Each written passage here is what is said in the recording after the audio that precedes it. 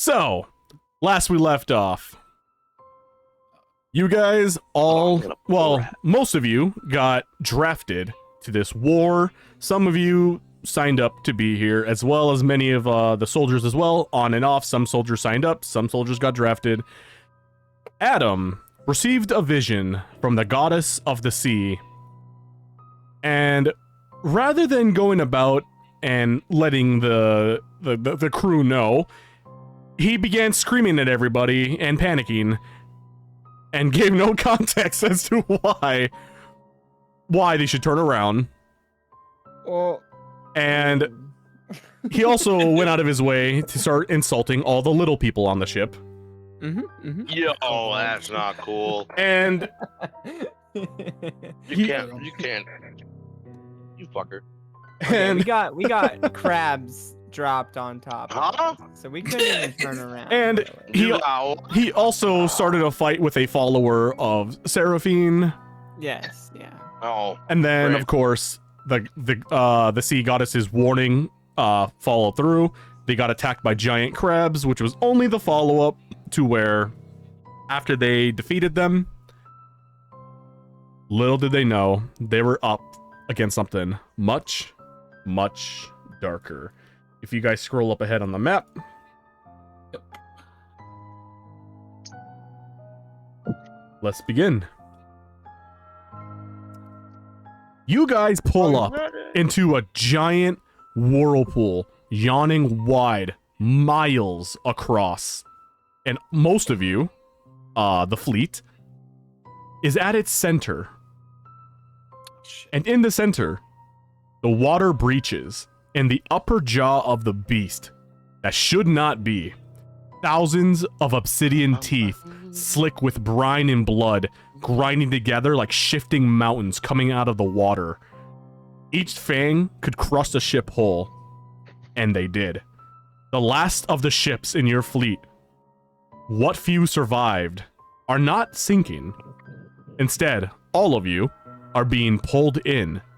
You hear splintering of wood. You hear screaming of all the different soldiers on ships that are crashing and being swallowed whole, disappearing, gone. Below the surface, a shadow twists, a colossal body never fully seen before, only theorized and guessed. Tendrils brush the hull. Something old and aware has taken notice of you all. And on deck of your ship, panic. You hear soldiers running around crying for loved ones. Some jump overboard in blind terror. Others scream prayers to their gods who do not answer them. Alaric Mercury shouts at his brother, "Hold the line!" while Ethan is already halfway to the lifeboat. Baurus barks orders. No one hears you. Eric's face is frozen in disbelief. The initiate, you begin to feel the pull of fate and failure. And Adam, you know this is exactly what Naraya told you would happen. Naraya's will is not subtle. This is her fury made flesh. The ship lurches and the wood begins splintering. The main mast cracks and then crashes through the deck as the whirlpool begins to tighten. You are now circling too fast.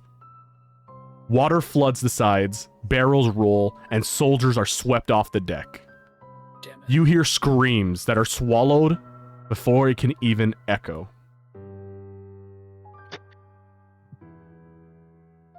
Ow! Fuck! Sorry, I grabbed a really hot plate. Your ship begins to tilt. A second goes by, then another, then another. You hear a deep guttural roar from beneath of the whirlpool. Not of lungs, but of pressure. Something vast, exhaling through millions of unseen mouths. Your world begins to twist. And suddenly, in the blink of an eye, everything becomes weightless. And then, all you see is black. Excuse me. I did not think. And I should also explain for Eric over here, who was not here last session. You, sir, were at the bottom of the ship, guarded by your personal bodyguards. Oh. Mm. It was nice knowing you guys. Or not really, I guess. You I didn't never really did. get to meet You- you, but you know. You never came up. Yeah, we were knocking. We tried. Yeah. Suddenly, the darkness surrounds you. It's thick, Yippee. suffocating. Like the ocean itself swallowed your senses whole. At first, there is no sound, only sensation, no breathing. Only the echoes of memories, the roar of a godspawn, the splintering of ships, and the pull of the abyss. But then, awareness returns to you. You feel the hard jolt of a wheel striking a rock beneath you. Your body sways slightly, pulled by motion. Your back presses into damp straw and old wood. Your muscles ache with strain. You find that your wrists are bound tightly in metal shackles, enchanted with faintly glowing runes, matching the ones that are locking your ankle in place as well, heavy and uncomfortable. These aren't just restraints. They're the kind that are meant to keep people from ever fighting back. You finally open your eyes.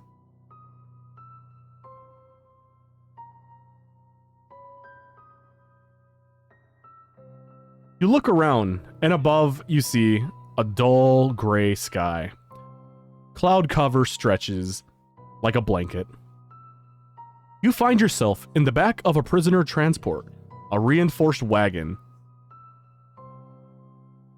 However, you are not alone.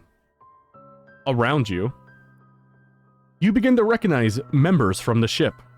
One by one, some are still unconscious, others are groaning as they shift and try to move the restraints.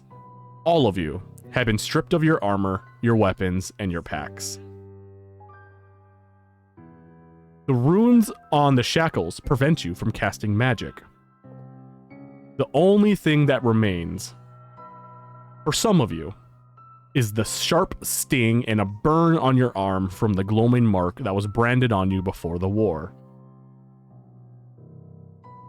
Two guards ride on the rear of the carriage, and two more in the front with the driver. They all look at you with suspicion. They say nothing. There's another soldier, a tall, human guy. He's got a lean build, broken-looking nose, and he's standing up and his back is leaned against the edge of this carriage. You see him reach into a sack, and he pulls out what looks to be a dried piece of meat, and he's kind of just gnawing on it as he just glares at every single one of you. As you see him chewing, he kind of like grinds his teeth and then spits out over at Eric. And you see him kind of sneer at you. He goes, "Finally, you fuckers are awake." Where are you taking us? The soldier crosses his arms, and he just kind of looks over at you. That's kind of like now starting to get up now. And he just smirks and he goes, "Shadowfen." He looks over at Eric. And he goes, I thought I was still muted. "I said Shadowfen." Would you mind telling us exactly where that is? As a matter of fact, I do mind, slave. Now shut up.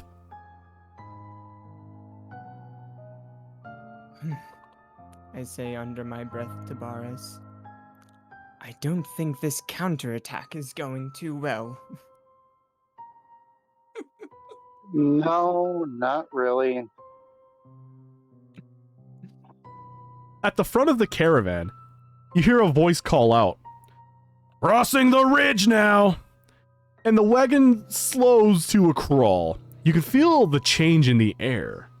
As a matter of fact, it begins to be really dry heat.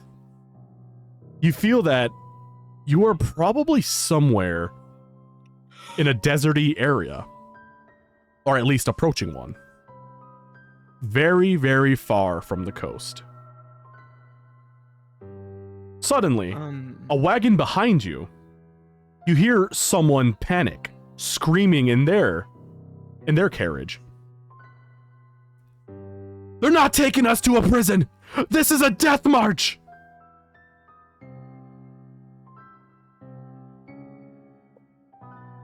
You hear another person yell, a different voice going, "They're feeding us to their gods! Don't you see? We're already dead!" All you hear is the sound of a harsh metallic thud, and then silence. You don't hear any more voices coming from that caravan.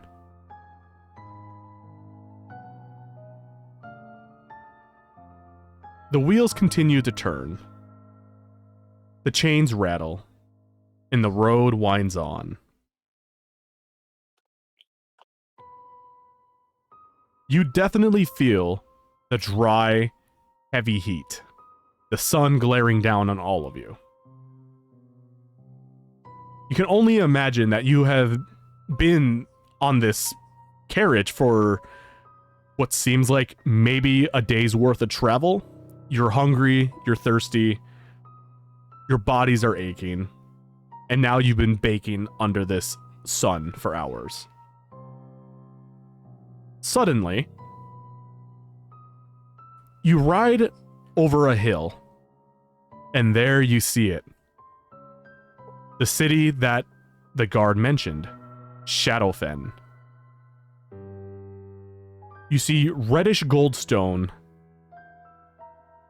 thick sandstone walls encircle the capital, reinforced with iron gates and towers carved in brutal geometric patterns, marble columns and statues of past emperors and gods. Their blank eyes watching all who enter its city. You see smoke rising from market plazas and temples. You begin to get the smell of different scents: olives, hot sand, horses, food. As you begin approaching, you begin to see legionnaires in crimson capes and darkened bronze armors standing. They're polishing their helmets. Your cart rolls past them. The streets ahead of you are carved in stone. You hear vendors shouting in different tongues, both foreign and familiar. Heralds unfurl scrolls and proclaim orders. You hear sharp rings of hammers of blacksmiths and forges. And you hear hymns from a temple. All of you? Actually, let me see here. Nope, and... okay, none of you pass. All of you, roll me perception. Yippee.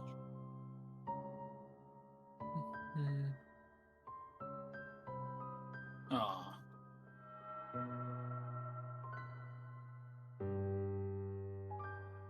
I don't see shit. All right. I'm legally blind. Eric and Luckily, Eric. Adam. So, we'll start with Baurus. You look around yourself. You're trying to recognize the land. You're trying to see what's going on around you. What's the city like? What's life like here? You're trying to get an understanding of where you're at. What is the population like? However, you still find yourself hazy and dizzy from having woken up from what could have been at least a day or longer of sleep. On top of, previously drowning before, and you don't really notice anything. As a matter of fact, you're too much in strain to really focus on anything else. So you don't notice anything. The initiate. You all, as you're kind of looking around, minding yourself, you start to kind of like meditate and just try to gather yourself again. As you're doing this, you pass by some vendors, and all you hear between two vendors talking to each other, you hear one go, "Hard to believe it's been a full year already." It piques your interest, but the carriage keeps moving, and you aren't able to hear the rest of that conversation. I'm sorry. Can I interrupt you? I didn't hear anything of what they said, because you said you hear a vendor say, and then it cut out. I didn't catch any of your audio. You hear the vendor say, "Hard to believe it's been a full year already." Whoops. And then you don't hear anything else from that conversation. As for Adam and Eric, you begin to really take into your surroundings. Both of you being cautious, worried, really trying to get an idea of what is going on around you. You hear many different people. You even hear guards walking around having conversations. You hear vendors. You hear townsfolk. You're hearing all kinds of conversations. And they all seem to be around the same topic. You hear a guard shout out loud, "Long live the old king! Long live Lucius Tadius Simplex!"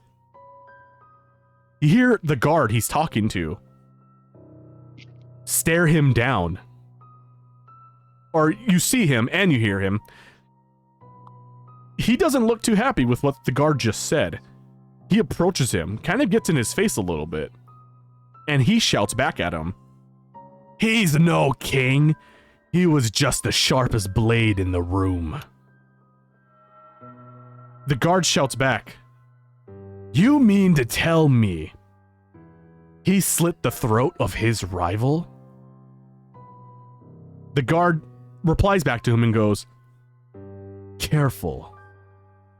Say that again, and your tongue might end up nailed to the forum steps." You continue rolling on.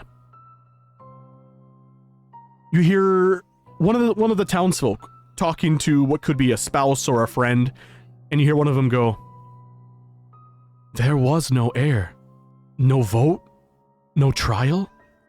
One day we had a council, and the next, suddenly there was just a king? Something doesn't seem right." The cart continues to turn through lower districts. You pass public baths where citizens are bathing and gossiping. You see rich estates rise behind walled courtyards. You see military statues dominate roundabouts, celebrating conquest and strength. Occasionally, red banners flap in the breeze, stitched with the royal sigil. A sunburst shield, and gladiators surrounded by laurels. Then comes the descent. Down stone ramps, where prisoners are processed, judged, or forgotten. The air grows hotter, trapped by the architecture. Sweat rolls down your brows and begins soaking your prisoner tunics. You find yourselves approaching the citadel of Mirewatch. All of you roll me a history check.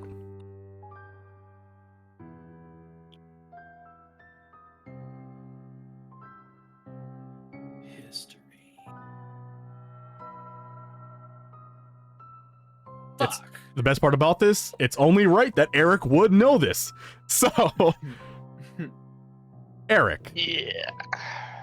based off of your past and your studies, you know that Shadowfen is a rather familiar city to you. You've actually studied this kingdom. It's quite similar to mine in many ways. You know that this place that you're going to is not only a notorious location, but it used to be a very powerful fortress.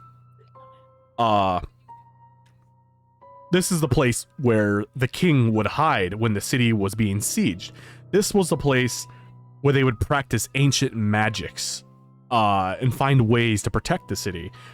You know that this is also the place where prisoners go to, and they never return. What that means, you don't know, because the city keeps it very well shut that not a lot of people actually get to make it out of here. You know that this place has been considered a myth. You know that this place has been used as a political warning. It's a massive fortress built of ancient red brick and obsidian stone, carved into rocks. You know of legends talking about that it used to be a temple to the 12 mothers, before it became a symbol of unrelenting law and loyalty. However, Wait, it was a temple of what now? it's the temple of the 12 mothers, or used to be.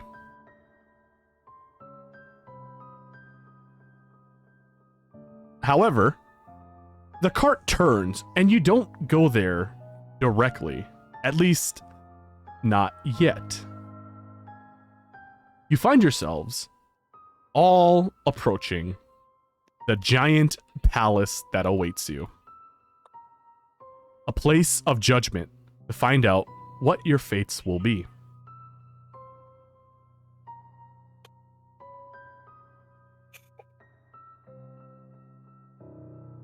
So now, the gates grind open. You hear the sounds of chains pulling. Inside is darker than you thought it would be. You find that sunlight doesn't exactly breach these walls. It's mostly torches. The floors are slick with wine, oils. You hear giggling and laughing inside these halls as you're being led by the guards now. You are forced into the throne room.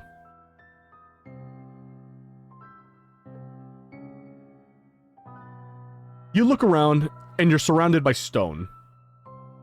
You stand on this circle platform, and there are people here. They seem to be murmuring, pointing at you. You see that there's even children here, and they're giggling with their parents. As you're walking through, let me just check your passives real quick. Okay, that's fine. As you're walking through, you hear different murmurs from these townsfolk who are awaiting to hear your judgment. You hear one go, "Oh, these are the prisoners from the sea, the enemies of from Arendor." You hear a couple whisper to each other and they go, "They were the ones who survived Thal Azul? That's never been heard of before." Suddenly,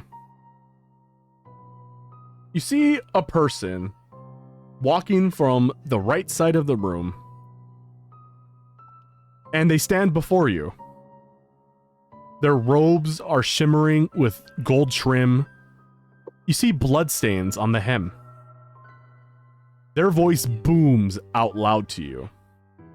"By decree of His Majesty Lucius Tadius Simplex, chosen of the mothers and ruler of Shadowfen, these unclaimed prisoners of war are to be executed for trespassing upon sacred waters and threatening the balance of our lands."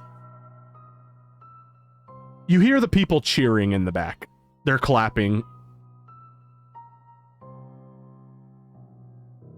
He drops his robes, and under those robes, he is wearing what looks to be like ceremonial armor. Let's see here. Everyone, roll me a religious check. Ah, Hey, that's a flat 17. first. All right. Thought I was gonna be on a roll. So you see this ceremonial armor. They also pull out a ceremonial blade, and he begins chanting to himself a hymn. Eric, even though you are aware of who the 12 mothers are, you never really fully in depth like studied them or never cared to. They were not your gods, and you never cared to learn about them. As for the initiate, Adam and Baurus, for all three of you with your individual studies, Baurus, you being part of this clan, initiate being part of, you know, a pretty, I'm gonna say, intelligent monastery. You, and then Adam, of course, with your traveling from city to city, place to place, you've also found yourself reading about these gods that are not exactly belonging to your guys's empire. As a matter of fact, they're not even of your pantheon, but their names have been well known and spread throughout the world, that you have done your own research, you know of them, and you know that based off of the symbols on the priestess, you know that they wear the mark of the goddess Solena, one of the 12 mothers. He first approaches, or she first approaches you. She grabs the blade, kicks your legs, and drops you to your knees, places it to your throat.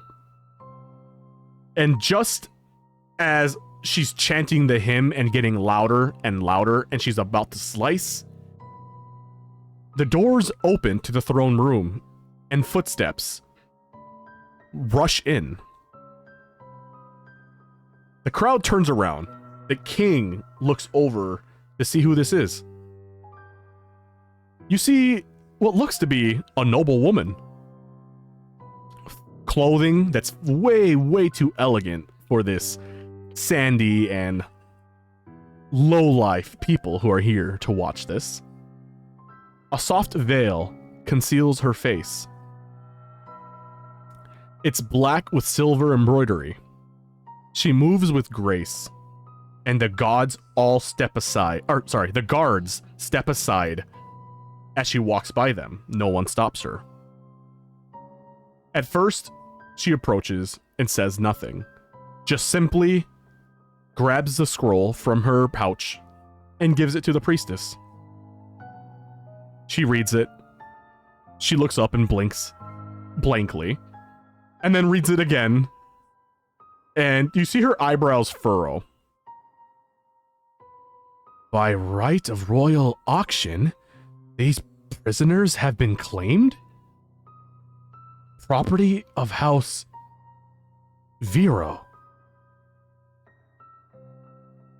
Even the king begins to mutter, as well as the townsfolk.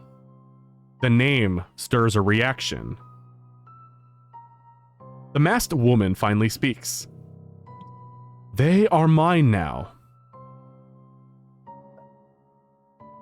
The priestess goes, This was meant to be a public execution.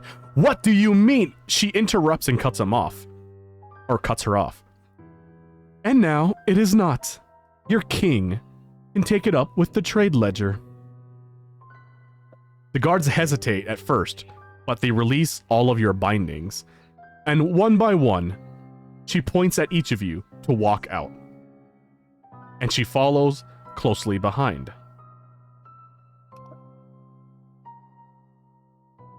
While you guys are walking, do any of you say anything?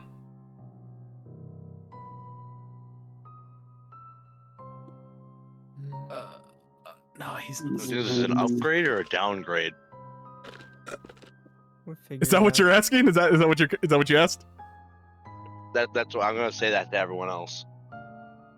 I'd say it's an upgrade versus having our throats slit. Yeah. You never know. We might have a fate worse than death awaiting us. Fair lady, to what do we owe this great honor of being spared a merciless death on that temple floor? The masked woman just follows closely behind.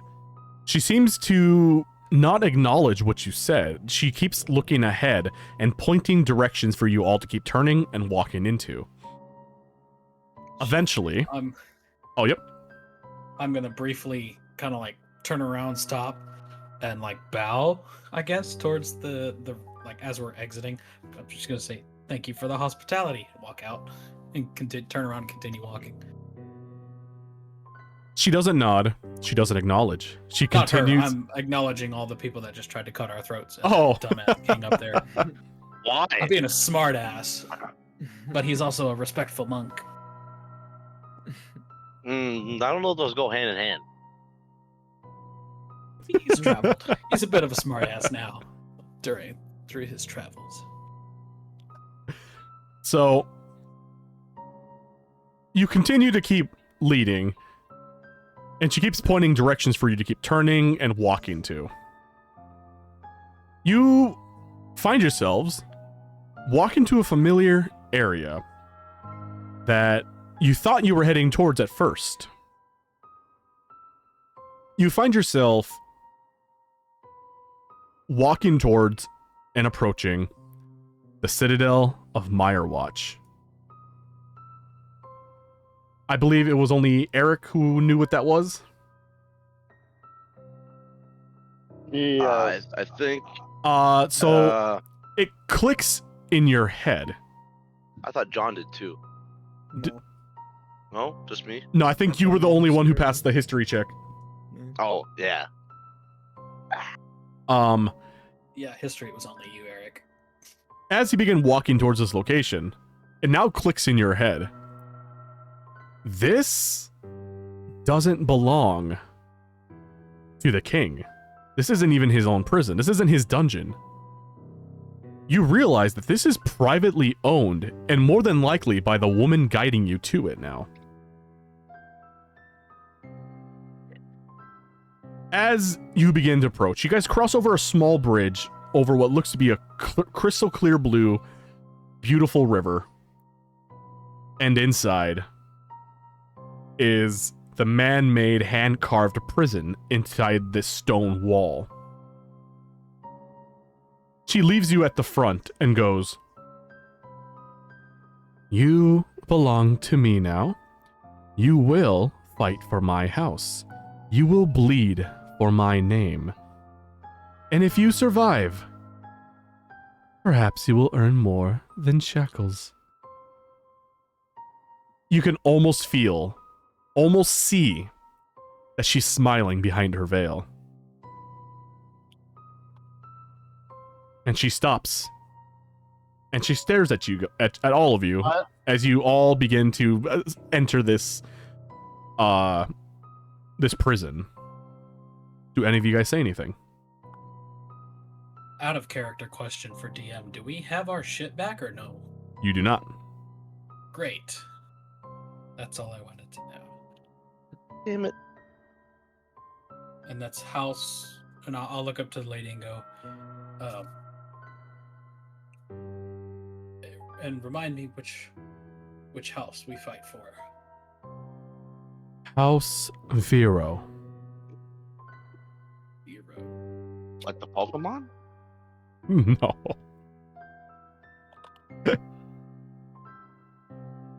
She looks around at each and every one of you one last time and goes,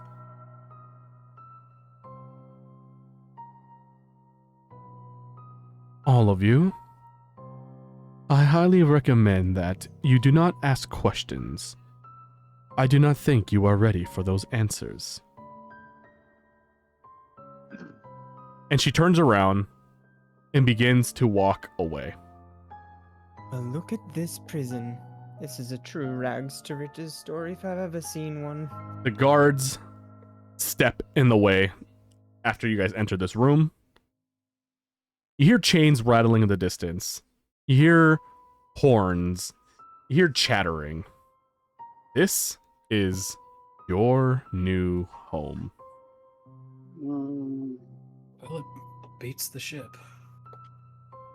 mm. Does Call it it? an upgrade, but At least we're on solid land now. Perception? What should we do? Yeah. What are you using it for? What are you trying to find? Look around, I guess. I don't know. Like Observe just the area. just generally, or Yeah, generally. all right. You don't have to roll anything for that since you're not looking for anything particular.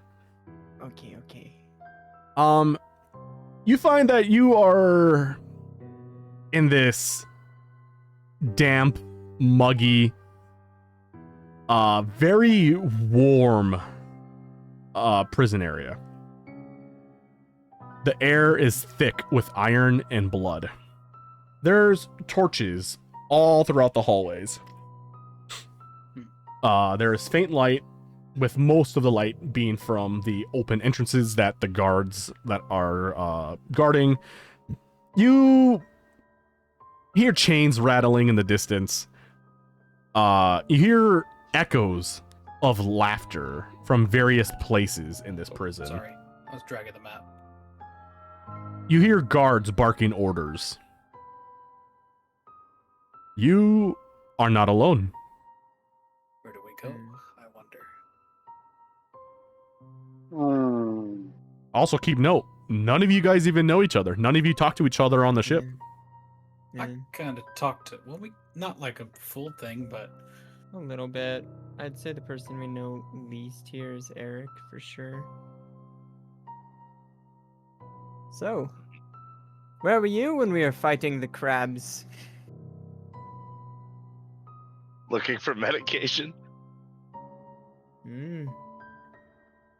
You're to some I'm type of drug thinking- addict? Hmm? damn. How You did a we get drug here? addict? Is that why you were looking, or? What? For the crabs. We're looking at this guy, but what do we see? Eric, describe yourself to the party when they're all looking at you, waiting for answers. What are they looking at?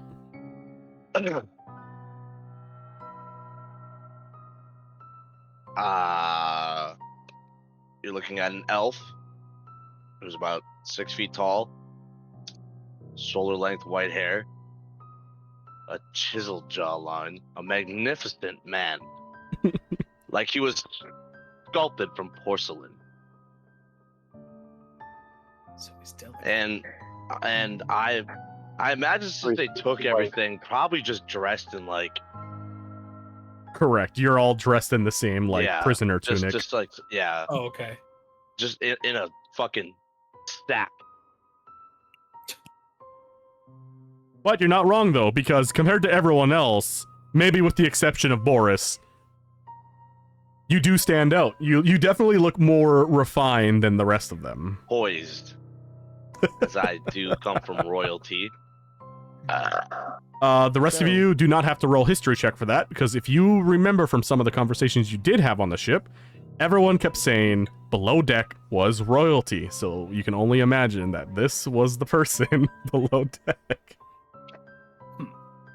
So, as we were banging on the doors, trying to get some sort of direction to figure out what to do in the situation of a storm, a pissed off goddess, and crabs landing on the deck, you were out looking for medication. Well, Am I that, understanding that correctly? that was a snide attempt at humor, but really it was just dealing with a minor concussion. You'd maybe have been better off dealing with quite literally anyone else on the ship than myself at that moment. Well, I kind of. seems we're all in the same boat now. Did you say pissed off goddess? That wasn't just a storm. No, sir. Not at all.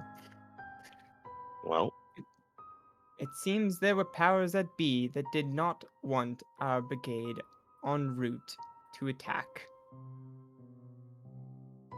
But here we are now, in this wonderful prison, all together, royalty or not, all from riches to rags. Baurus, did you ever get those coins back from that big oaf? No, I'm Hmm, kind of got away from us. damn. I Well, don't think any of us have much coin at the moment. And I kind of gestured to the prisoner tunic. rats. Well, should we figure out what the hell we're all doing here? And what they want from us? I assume it's to fight, but fight what? I don't know. Do you think they'd be friendly enough to answer? Either that or we could try and find some of the other prisoners and see if they know anything. That's not a bad idea. Well, we have to start somewhere, I suppose. Off to the barracks, then. Yeah, I'm gonna start walking this way and see if any of the guards stop me from going down the hall. So there's weapons on that table on the left. There's these 2 harpoons on the right. Are those there, or is that just a part of the map? No, those are there. Okay. I'm gonna take a kind of a glance over towards the weapon table to see if I can find like a staff or something that like I've maybe had some training in. Scimitar or So you're looking for a weapon? yeah, something specific just to see on this table. I'm assuming it's not just a bow, and a crossbow. No, there's like various weapons, short swords, long swords, bows, like long bows, short bows, crossbows, daggers, all basically a various variety of just weapons laying across the table.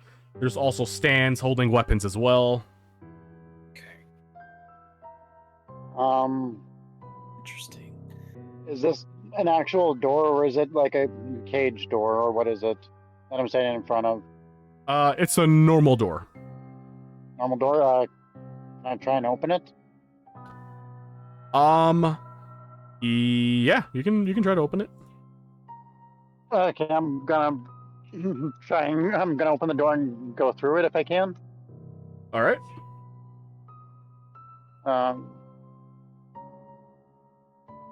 Obviously, I'll see the person inside and I'm gonna ask him, hello, what is this place? Meyer Watch. I'm guessing it's a prison. What's the purpose of us here? Sure, you can call it that if you will. You don't know why you're here? Last time I was on a boat, got swallowed by a monster, woke up in a carriage, was going to get executed, and then now I'm a slave, apparently. So no, I don't know why I'm here. Can I hear that from where I'm standing? Yeah. I'd say you're all kind of just like faintly hearing this conversation that Baurus is having. I'll kind of just call out. So, the veiled woman said we're fighting for her house. House Vero. Yeah, but why are we fighting? Or who? Why and who? The gladiator Would you just rather kind have your of throat slit. the gladiator just kind of shrugs his shoulders and he goes, "Who knows why we're fighting? We were selected. We were brought here. I'm not suffering in a cell, eating grime for the rest of my life. I'm not executed. She and her family requires me to fight for them, and so I do. And I live. I'm giving gold. That's all that matters to me. One day, Oh, I will buy my freedom." oh, good sir. Speaking of eating, would it be too much to ask for something to munch on? A drink or anything, really. I don't think we'll be much use to the good lady in this famished state for much longer. The gladiator just goes, "Why are you asking me? Find it yourself." Fine. I'll ask the guard the same thing. Or this knight right here. Asking him about food. Yeah. Food, water. He just steps aside and just kind of like, just nods his head over to the door. Mm. Oh, thank you, good sir. Good sir. He's gonna get himself into trouble again. I say under my breath. So, Adam, you walk into what looks to be kind of like this cafeteria area. Right off the bat, you see these two gladiators that are sitting on the far end of the table talking to each other. And they have clearly like what looks to be like a bowl of maybe like a porridge or a soup of some sort. The other two that you're nearby just kind of ignore you. One of them kind of sizes you up and looks up and down and just kind of like sneers at you. Let me see what your yeah, I'd say that passes. You're close enough. You start to overhear like this pretty loud conversation from the two gladiators on the far left of this table. What you're looking at is this old half-orc looking man with a broken nose, and he's kind of like leaning on his elbows on the table, like talking to the gladiator in front of him. And he just kind of goes, "You know the old man's still alive, right? Right back in the block's far end, far wall. Same cell for the last year."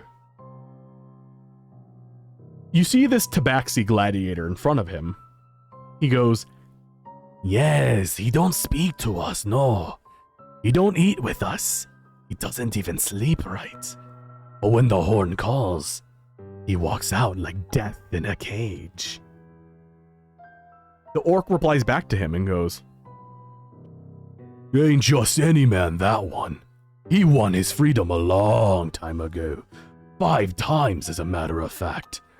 Could have left, but instead he stayed. Said this place had debt left unpaid." The tabaxi kind of like smacks the table with his fist and goes, "They say he used to be a general, or could have been king, or maybe a madman. Depends on who's telling the story, of course. Back before Lucius crowned himself king, did you know there was a war, a quiet one, in the palace halls, and the wrong man lost?" The orc just kind of scoffs at him and goes, "Ah, yeah, they call him the rightful king. Ain't got no name now. Just steel in his bones and ghosts in his eyes." And you see both of them just kind of shake their head and just proceed eating their food. You notice that the guards did not interrupt this tale. Matter of fact, they look like they wanted them to tell this story. The guards appear interested, but then they kind of just resume their duty and stay focused and stare straight ahead. Is this the food over here? Looks like it. Okay. I'll grab myself a plate. Get plated up, All right. and I'll just I will meander on over to this seat here at the table and start eating. The gladiator to your left, but on the right side of the table, on the map, Mm-hmm. you see him kind of like glance over at you, and he kind of like almost has like a puzzled look, but then you hear him just start laughing out loud to himself, and he just resumes eating. I'm sorry. Is something funny? What kind of fucking idiot puts soup on a plate? Well, I didn't know you had other dishes. I mean, what kind of soup is it? Well, you're not there to roll a perception to find out. Mm. Well, I'm just saying, if it's a soup with a thicker type of broth, like Oh, something Lord, that you here would we put go. roux in, you could totally eat that shit on a plate. But if it's like chicken noodle soup, yeah, that's retarded. I'm gonna grab a. Yeah, I guess there's bowls there too. Hearing that, I'll grab myself a bowl. Hey, there are bowls, by the way. Yes, Um, my eyes work. I'm gonna ask the I'll scoop gladiator. them into a bowl. What was that, Cody? I'm gonna ask the gladiator that I'm with. How often do we fight? How often do you what? Fight. He kind of looks up from his book that he's kind of reading, and he just kind of goes, depends on whenever they want us to, usually once a day, but it's not all of us. They cherry pick who they want to fight for the day. Sometimes the people want to see a specific fighter. Sometimes the house wants to test the limits of their fighters, and they'll choose who they want to test. Could be you, could be me, could be 5 of us, could be 1 of us. All right. Hand to hand. What type of weapons we talking about? Whatever you're proficient with, they always give us an option of armor and weapons before every battle. All right. At this time, I'm gonna ask you, Alec. Did they take my necklace as well, or no? Let me see. Because you know exactly what I'm talking about. Oh, yes. So in this case, you would not have lost your necklace. Okay. Cool. Okay. They only That's removed fine. I'm just gonna- they only removed armor and weapons. Oh, All right. I'm just gonna tightly hold on to my necklace and just say a thankful prayer. They took my. All right. Then I'm gonna say thank you for answering my questions. I never got your name. My name is Baurus, and I'm gonna hold out my hand. He sticks his hand out and he goes, "The name's Jonathan." It's a pleasure. He nods back at you. What race was he? I don't think you ever said that. He is What do you look like? yeah, he's just a human. Like he's kind of like I would say like olive skin tone, very muscular, very lean. Alright. In general, he's kind of got like black wavy hair. He's got kind of like a stubble going on. All right. If it helps, I will do this. And then with that, I'm gonna go grab a bowl. There are bowls, And then- by the way. I can see that. NPC dialogue over there. There are bowls, by the way. Okay. There are bowls, by the way. I'm just probably eating with probably a fork also.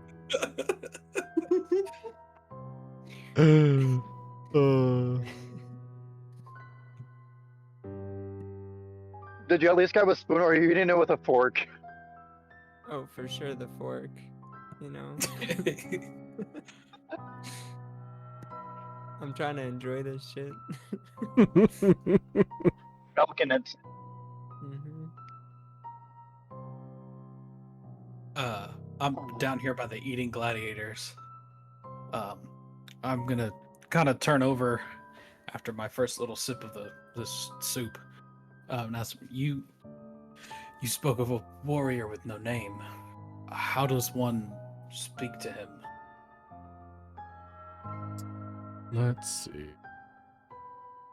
Are you talking? Like- Which one are you talking to? Directly to your left? I'm kind of both of them. Were you in the room when this conversation was being had? I was like at the doorway. Okay. I was like here. So yeah, I'd say for the most part you caught some of that conversation, maybe not all of it. Yeah. But yeah, I'll say that you caught wind of this this rightful king. And the half-orc looks at you and goes, "Don't waste your breath on him. He's stone." Interesting. You see the tabaxi look at you, and he kind of like leans in and just kind of like looks around the room, and he just kind of goes, "He was someone big before Lucius rose. That's all I know." Someone big. The half-orc kind of like puts his hand on the tabaxi and shoves him back into his seat, and he just goes, "You want to survive in there. Stay out of his shadow. That's all I'll say." I'm not looking to fight him. He sounds like a kindred spirit. A man with no name. And I'll kind of look down at the soup, take another sip, and where is he? I think because I walked in. You were giving your explanation. I walked in, so I think I only would have caught like maybe the last half. They said the man with no name. The half-orc goes,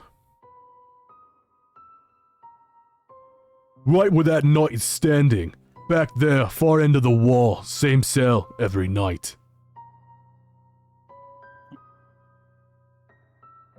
Is he off limits? Is the knight gonna stop me?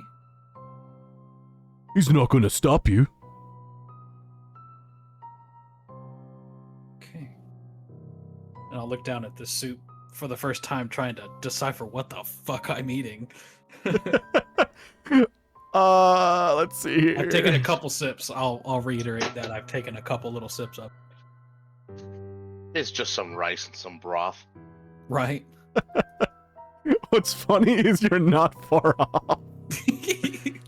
Did I forget the protein or what?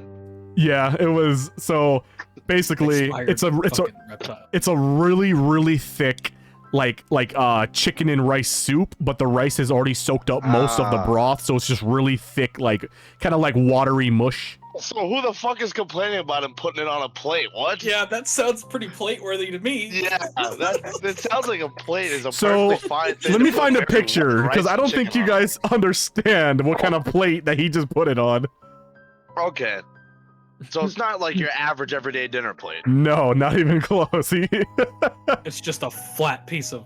It's literally just a Wood. flat piece of stone. Like, Oh shit! You just put it on a fucking tablet, a stone Oh, tablet. so it's not like concave in any no, way. no. It's like a flat, like Aw, shit! it's like a Oh. it's like a flat circular like stone plate. Nice. Motherfucker like- just went and put some shit on a frisbee, basically.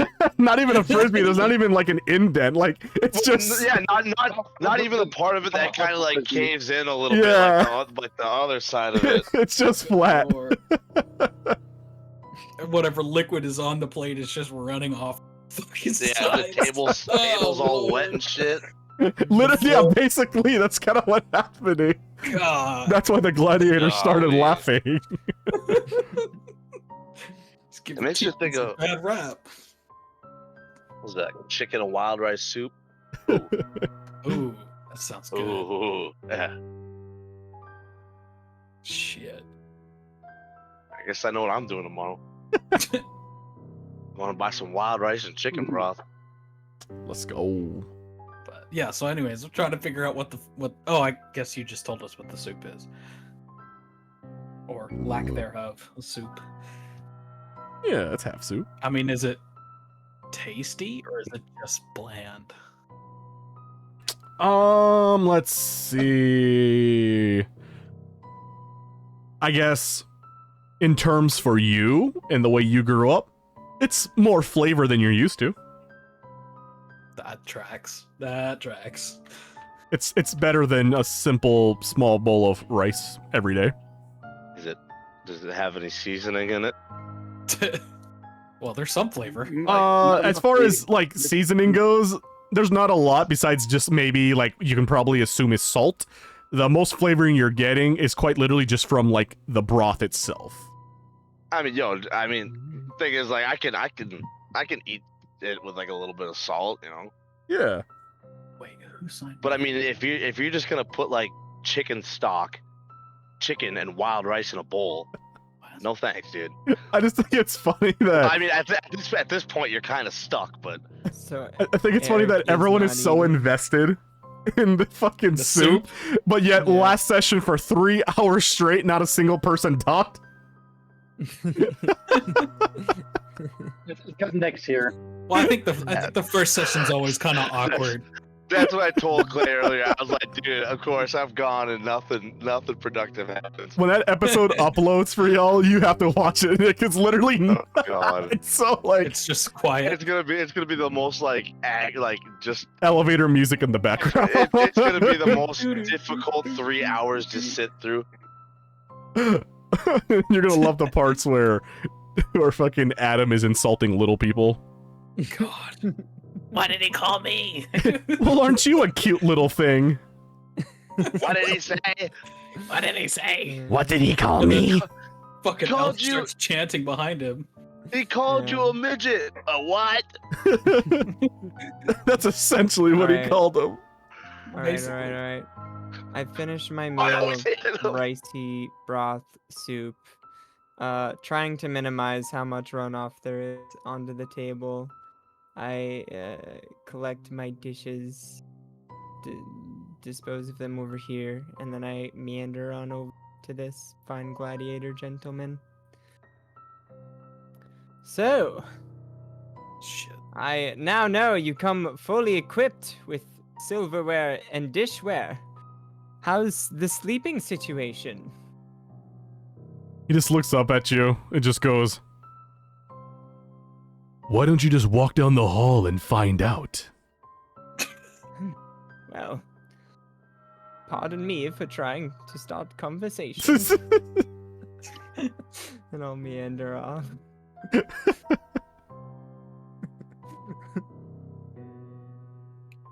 I'll look towards the two again that I'm finishing my bowl now.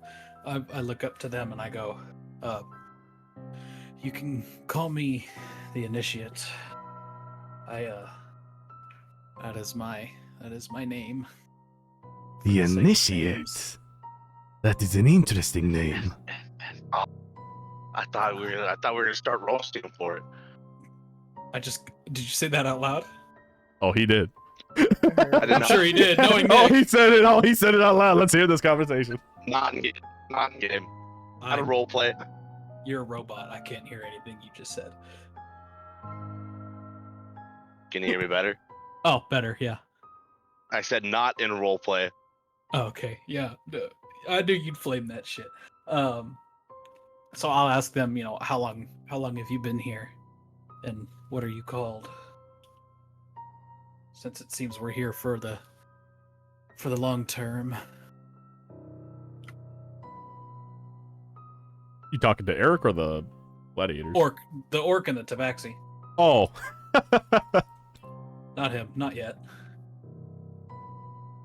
All right, give me 1 second. Let me pull up their files real quick. Don't worry. I'll get to this elf that decided to sit next to me. How dare you sit next to me? I shall make Plenty- you suffer for that. Plenty of seats, pal. How fucking dare you, you insolent little fuck. So the half orc replies first and just goes, "The name's Daz." A pleasure. And did you also ask the tabaxi or just the orc? Both of them. What are your names and what are you called and how long have you been here? The tabaxi goes,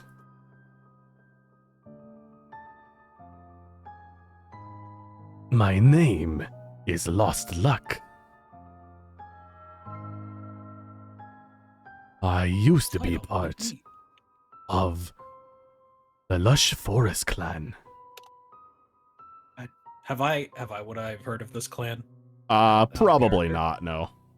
Okay. I don't recall. I've heard this clan. Are you? Is it a monastery or is it what? What kind of clan is it? He just kind of like shrugs his shoulders back and kind of slouches, and he just kind of goes, "We once were a clan of luck. We had spells. We would learn how to craft armor. Luck is given. Luck can be had. But luck was not on my side when I got brought here." Yeah. We call it divine intervention. Is what brought us here. He looks up at you and goes, "Divine intervention? Who did you anger?" Some goddess, I'm not sure. You'll have to ask the pale one behind me. "Pale one, back there. Come join us. I have questions for you." Oh, me? Oh, okay. He said we pissed off a goddess. Oh, yes. Yes, on the sea. Yes, I was dreaming one night, sleeping, trying to slumber as we were heading off to fight in foreign lands, when suddenly I beheld the vision of a beautiful goddess who seemed to rule the sea that we were sailing upon. And she seemed very displeased with me for some reason, and I couldn't quite distinguish what or ask her why. She held me there choked and filled my breath with seawater. I couldn't get a word out. And then I awoke. And on the horizon was her storm, her fury laying in wait for us. I tried to get the captain to turn the ship around, but alas, no one would answer. And between the mix of it all, we seem to have ended up here, against all the odds, alive, and somewhat well. I would also like to point out that this is the party's first is time the- hearing this story as well. Yeah, yeah. The initiate hearing this just kind of cocks his head to the side. It just, that's what you were screaming about? Well, I didn't have much time to say. I'm not sure. And yet, we may have been able to steer around the storm, some of us. And be shot down as traitors in the process. No. Damned if we did, damned if we didn't. No, not turn around. Steer around the whirlpool. Instead of going in the center. Well, it seemed the whirlpool was following us around regardless. I mean, did you see the rest of our fleet? Nobody stood a chance. We'll never know. I stand up and I kind of walk away. Lost Luck looks at Adam and just kind of goes, you see his eyes like widen, almost like fearful, and he goes, "You're telling me you angered the goddess of the sea, Noraya?" Oh, yes. Oh, no. Yes, she did seem very upset with me. Oh, no. You're telling me you angered the goddess of vengeance. You have less luck than I, but yet you live. How is that a whirlpool? You challenged it. Its child, her child. Oh, no. This is... How are any of you alive? Well, it beats me, honestly. But I do appreciate the hospitality. as I'm walking away, hearing him say vengeance, I pause at the doorway, and then I continue going, daughter of vengeance, though, and losing my cool. Or goddess of vengeance, losing my cool second, and proceeding down the hallway. The goddess of vengeance. Well, this is just great. This is just fantastic. Yeah, pretty much. Just What do you know? I just decided to go march out the war, and all of a sudden, next thing I know, the goddess of vengeance is just mad as fuck at me. Oh no, I didn't choose to go to war. Well, one I way or the told other. the guards brought me to the fucking war. Well, maybe if you would have answered your bloody fucking door, we would have turned around. But here we are.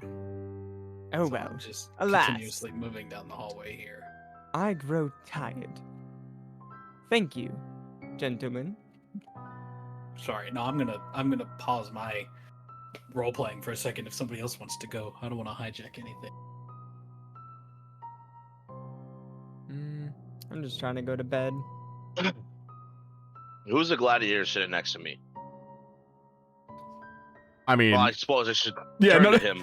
none of y'all have Maybe I'll- talked to him. Probably say something like, I would have, but probably turn to him like, so, how long have you been here for?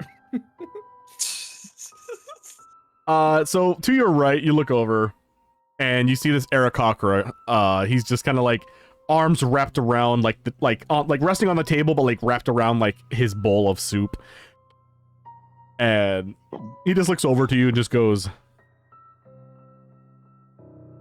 I think I'll make it easy for you and just say that we've all been here for at least a little over 2 years or so, with the exception of the man who's been here for 1.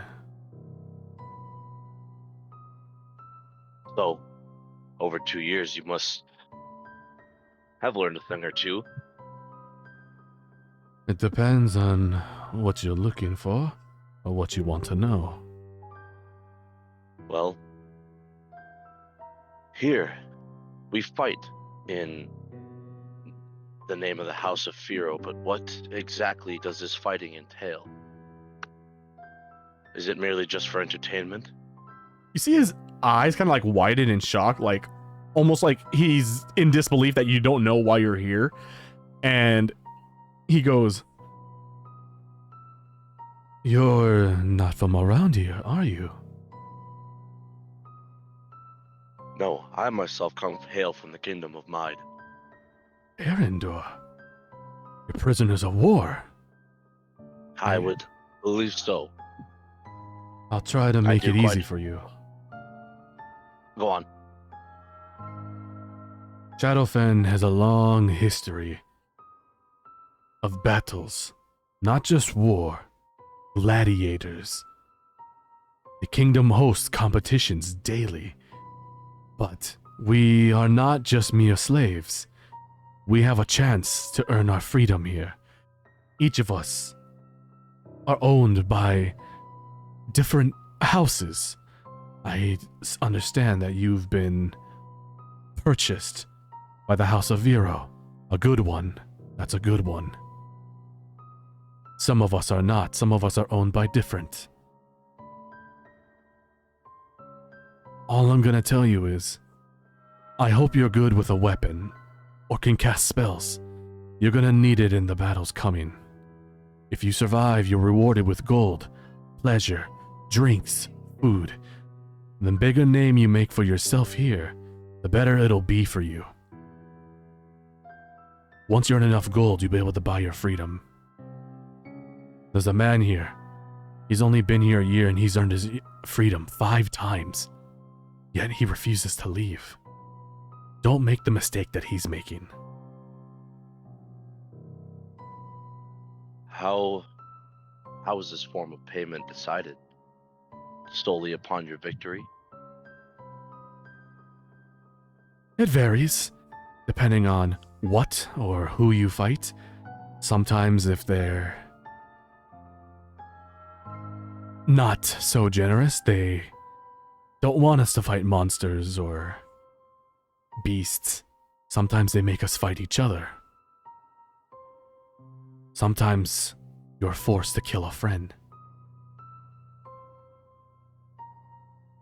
How much gold would one have to make in order to buy their freedom? It depends on the house. Every house offers a different price. Each house also offers different rewards. As for Vero, I do not know. I do not belong to them.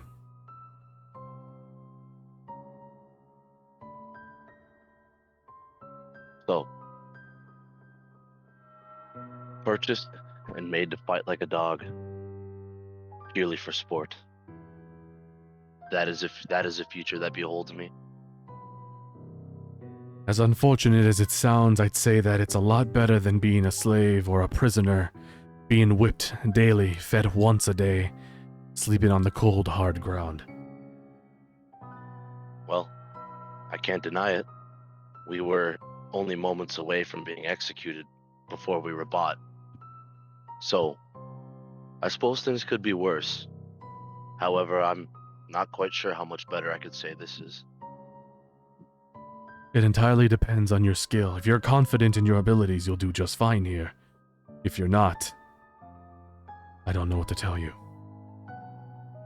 I suppose one could only pray for the best. I hope you and your friends' gods are kind to you. The name is Eric Leiden, by the way. The Aarakocra turns towards you, and he sticks his hand out to shake.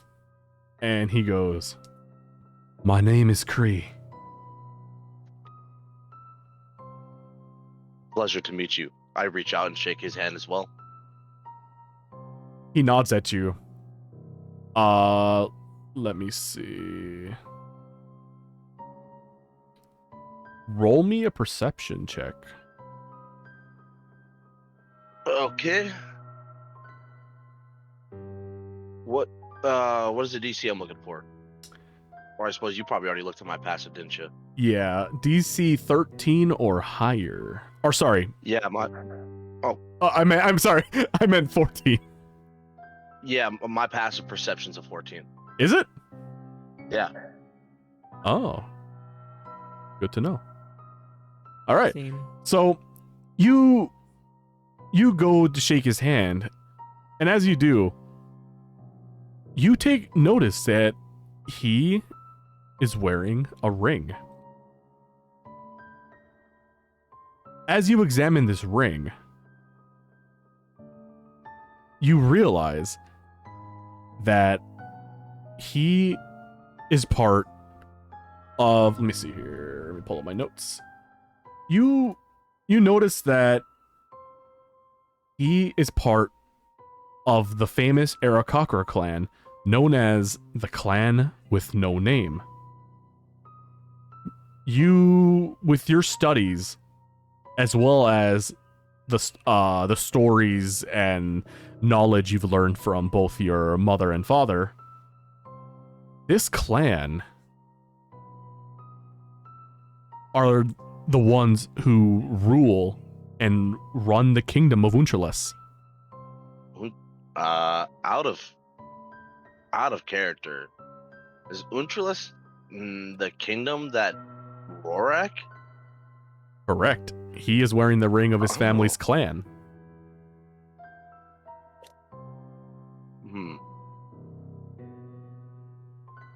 I see. You hail from the clan of No Name. Of Untralis, yes? He looks at you with kind of like widened eyes, and he just kind of goes, "Even though you're not from here, you know my clan." Yes, I'm somewhat acquainted with people from there. In fact, somewhat, that's what I'm looking for here.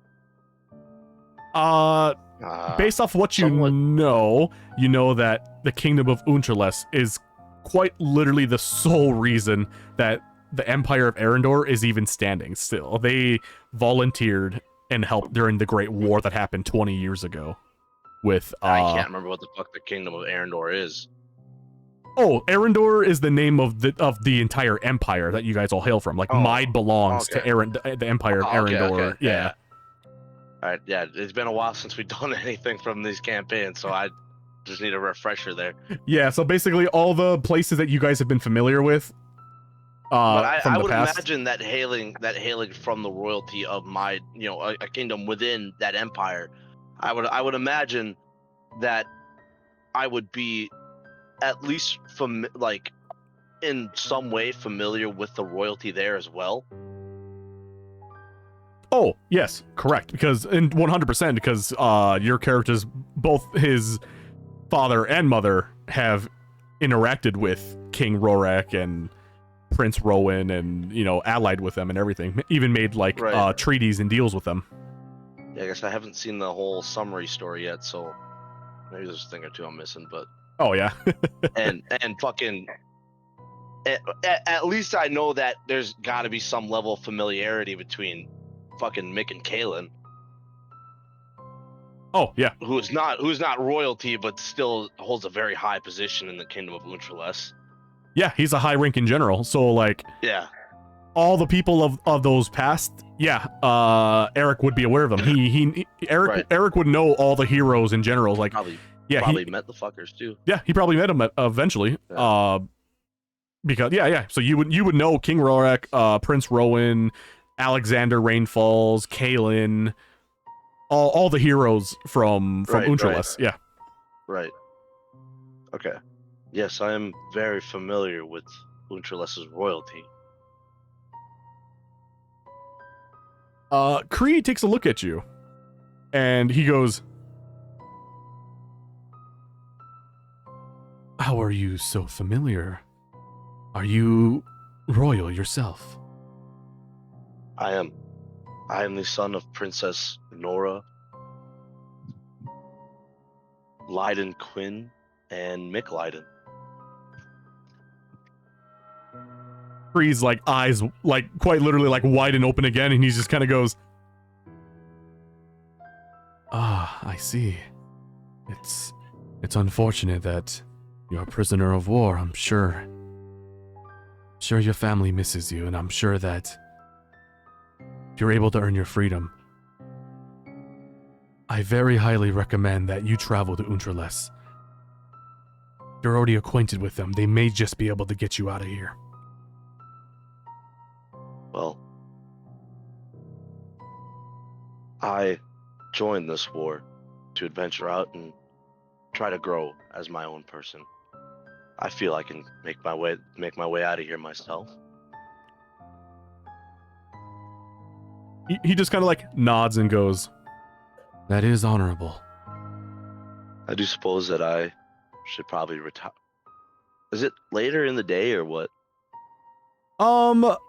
By the time I'd say that you guys have all been here now and all that, it's a little afternoon approaching evening.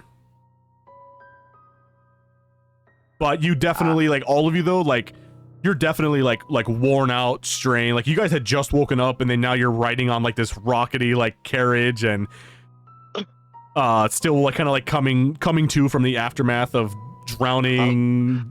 Don't know how you survive. You guys are still coming down from the concussion. Yeah, practically. So yeah, you guys are still just kind of even though it's maybe not nighttime yet, I would definitely say you guys are worn out. All right, well, I'll look at them and tell them, well, I suppose I've had quite the day. I'm going to make an attempt to retire for the night. So, hopefully I'll see you around, and to the best of luck to you. And to you too. And I'm not currently at my computer, but just imagine you see my fucking character token walking away. Don't worry, Wherever the I'm moving it for you. Awesome. All right. What about you, Cody? Also, I'm real just quick going- question: would Cody have been close enough to hear my recounting of the goddess tale? Yeah, he would have heard it. Okay, cool. Go ahead. Sorry. I'm just gonna go out of gladiator form to my what would be that be my left and be like, They are an interesting bunch that I showed up with. The gladiator next to you just nods and goes, "Yes, they seem that way."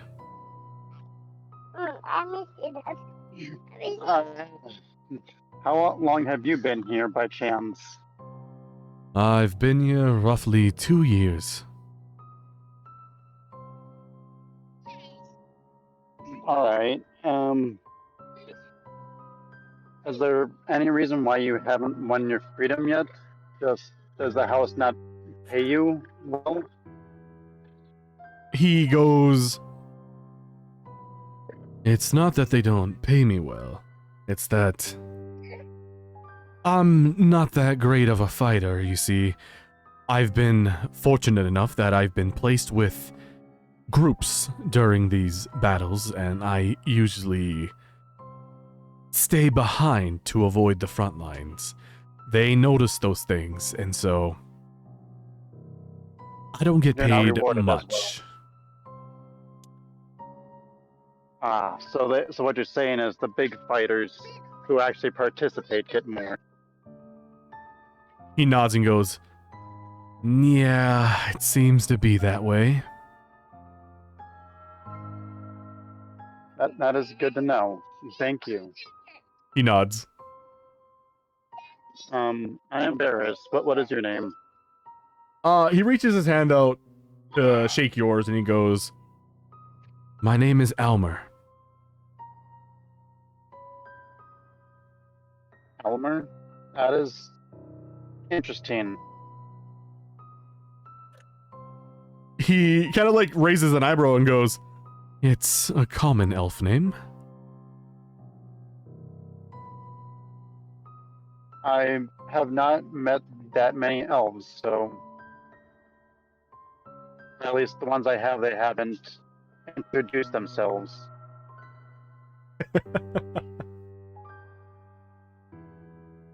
He just nods and goes, Well, most of us tend to be, I'll admit, quite prude. I don't come from a big family name or anything of the sorts. My family are actually farmers, or were farmers. There's nothing wrong with providing. The ones who brought me here say otherwise.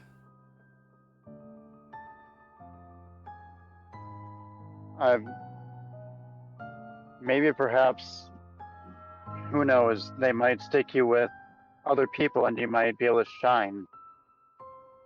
But who knows, you would need to have a lot more confidence in yourself. He nods and just kind of like, You've got to be. Oh, yep. I was gonna say you've got to be close to earning your freedom, right? Or is it still far away? He thinks about it for a moment and he goes,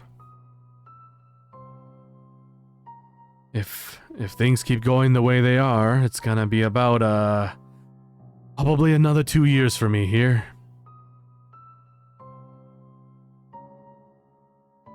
That's if I survive. Sorry.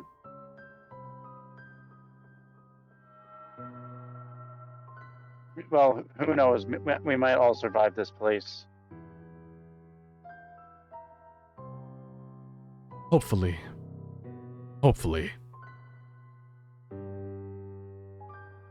And with that, I will get up, put my dishes away, and then figure out a place to sleep. All right. Go up to the guard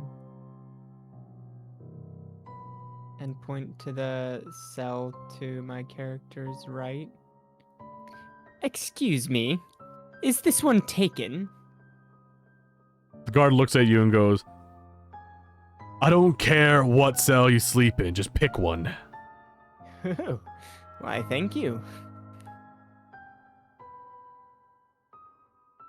And he chooses one that somebody's already in. He chooses one with a dead body hanging in there. Yep. That's why I'm like, wait, what is in there with him? I just want the company. He's about to go rattle them bones. Not like that.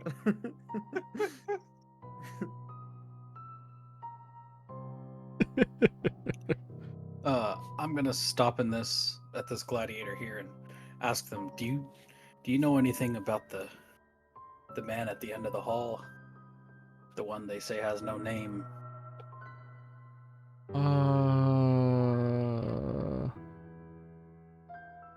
He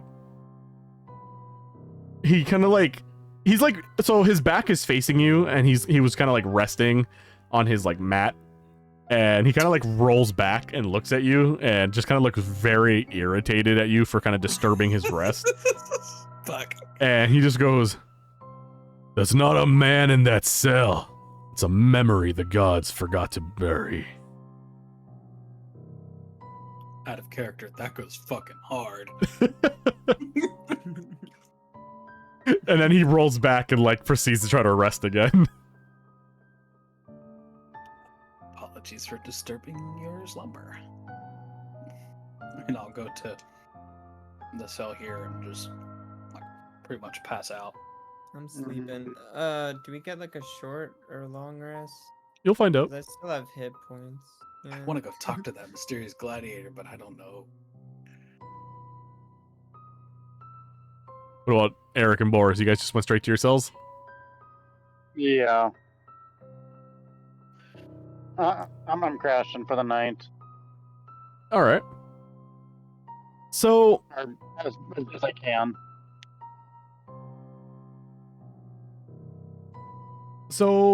let me rearrange. Oh, never mind. Actually, you know what? I think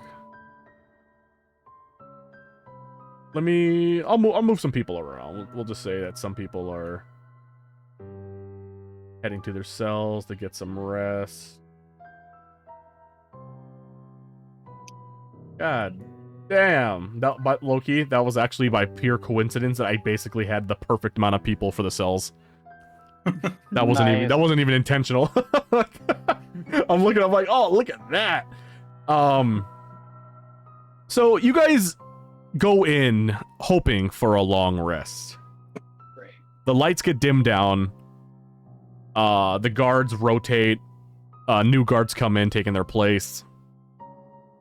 It's hard to get rest as like some are, sleeping. You hear snores. But directly in front of you, Initiate, Daz and Lost Luck aren't exactly done with their conversation. And now that you guys were like asking about it and such, they kind of go into a little bit of like almost like a spree of back and forth conversation. And you hear Lost Luck go, No, you do not understand. Don't you remember, he used to lead armies. And Daz goes, They say he trained beside the monks before they turned. Lost Luck replies, Others say he had a daughter or a wife, both dead now. Lucius killed them, supposedly. That's why he stays here. And then they have similar banter along those lines. As you guys probably already know, these aren't typical cells. The doors do not lock on you. They do shut, but like they don't lock. They're just standard bar doors. So yeah, you definitely, basically everyone that's in this hall all would have heard that. So yeah, Baurus, Eric, obviously you initiated right in front of them. Adam, you all would have heard these two just kind of like bantering back and forth to each other. I meant to stop you earlier. What did Daz say back to him? Which part? Oh fuck. I think it was after Lost Luck said the thing about leading armies. Oh, so you It didn't sounded hear like he said anything. something about monks. No, I heard it all. I couldn't hear it. It sounded like he said something about. Oh, That's so what I couldn't tell. Daz replied back to him and said that he trained beside monks before they turned. Oh, okay. I heard he voted up monks before they turned. I'm like, huh? Did I hear that right?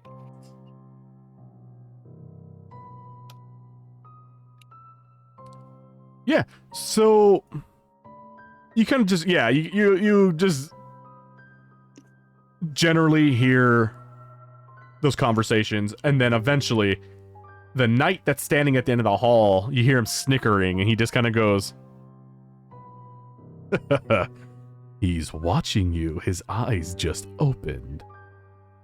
You probably shouldn't talk so loud about him while he's right there. And then Dads and Laszlo kind of like shut up, and then they kind of just like you do see like Daz in front of you just kind of turn his back against the cell door and just try to like sleep. I'll mutter, I'm like, this is gonna be harder than I thought. You hear the knight walking away. You can't hear the full extent to the conversation happening, but it does sound like it's just a one-sided conversation. And then eventually you just kind of hear like you're just a fucking idiot. And then just walks away to his other post. So, okay, the doors aren't necessarily locked, so we could just... I have an idea. It's free Let's roam. leave. I'm just kidding. I didn't say that. That's all out of character. What did Okay, he say? Patrick. Right? I'm just gonna walk out. Said that night, and I'm just kind of muttering to myself, like, the knight said he was awake. Maybe I can talk to him.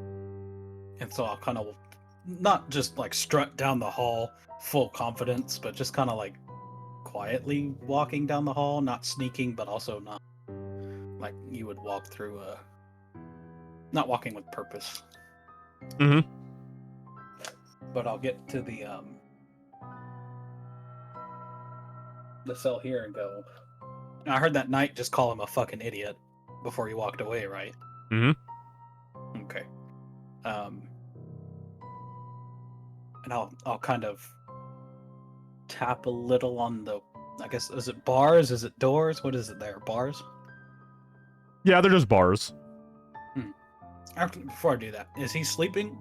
Or is he just kind of sitting there? Like, what am I looking at? He's kind of Looking at him. sitting in like, I would say almost like a not, his legs aren't crossed, but his feet are like pressed against each other. Okay. And his arm or his elbows are resting on his inner knees, and his hands are kind of like almost look like they're almost like in a prayer, like he's kind of like a monk sitting down, but his head's down and his long hair covers his face, so you can't see him. Okay. Am I, like, being a monk myself, am I familiar with this kind of pose? Yes. Let me see here real quick, just to verify.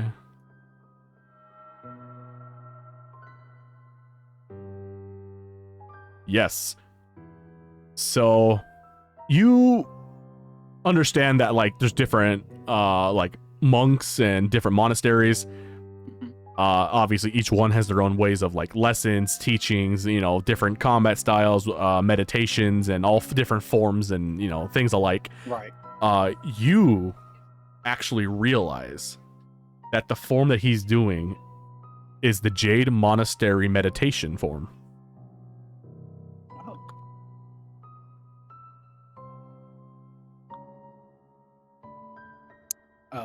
I will. Doors open, but I'm not gonna just enter his space. I'll kind of sit on the outside of the cell and like mimic the way he's sitting. All right. Not mimic, because I can do that too.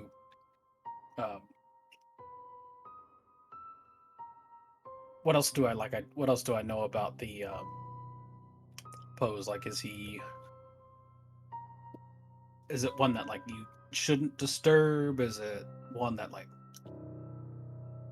So, as far as you can tell, or at least you can assume, is that he's not like necessarily meditating, because if he was, his back would be straight and he'd be looking more straight or upwards.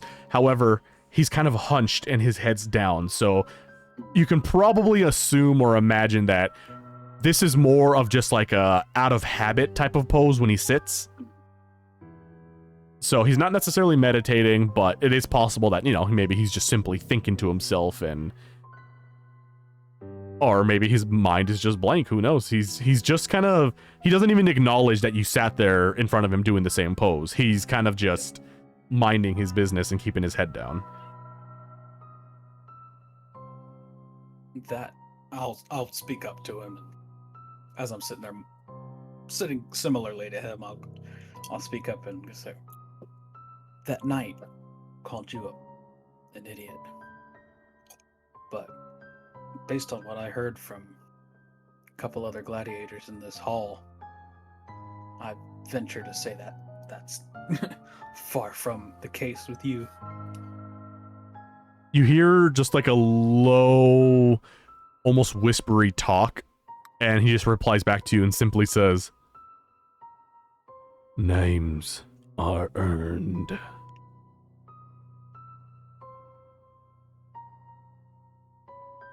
Well, then I say you've earned many names among the others who stay here.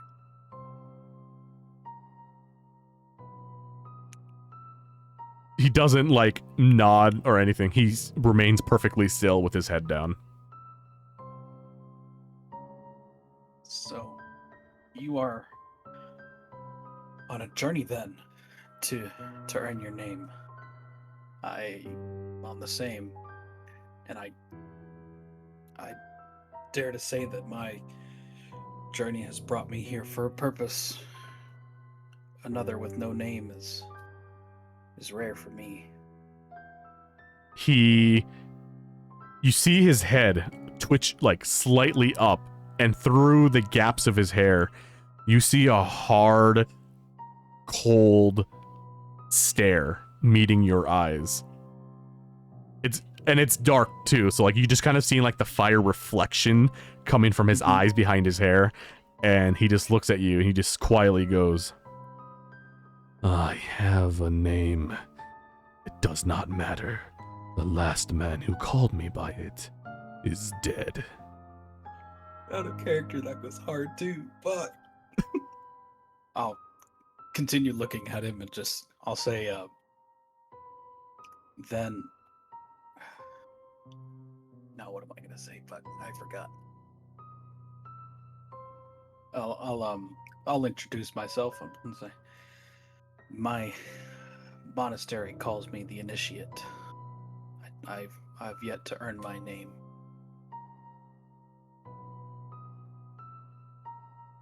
You see yourself. You see the gaze kind of like flicker back down to like, or not flicker back down, but you see his eyes close, but then they open again shortly after you say the initiate. And he just kind of goes, "How old are you?" Great question. I forgot what I made him. I'm relatively young. I'm 20. He just kind of... The pose you were in, it resembles that which they taught me at the Jade Monastery.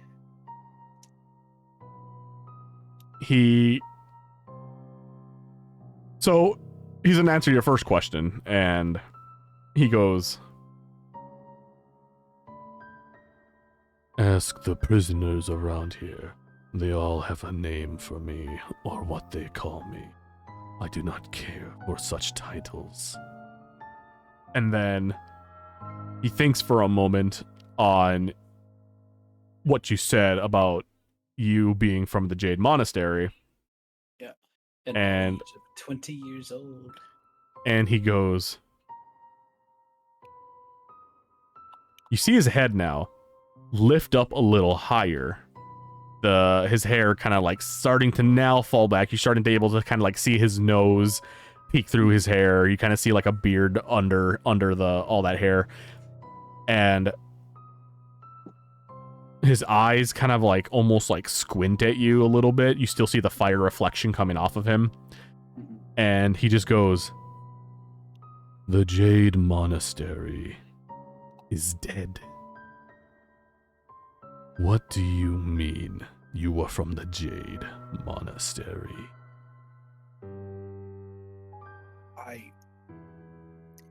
It's dead? "Where are you from?" I hail from the Jade Monastery. The elder there is I know he doesn't have a name, hold on. I can't remember if I put "What kingdom?" the Kingdom of Mide. Out of character. That's where it is, right? It's in Mide. I think I put a note that. Yeah, I think yours was like in the mountains of Mide. Yeah. Um Yeah. It's deep in the mountains of Mide. The elder there is named Elder Eric. You see him kind of just like his body's kind of like not relaxes, but his back starts to straighten up now. His hands are still pressed against each other, and so are his feet. And he looks at you now. This time, his face is clear, and you kind of see like a very just like prominent nose, thick eyebrows. His eyes are you can't tell in the dark what color his eyes are. You only see the reflection of the torch. You see he's got kind of like a big beard, and he just goes,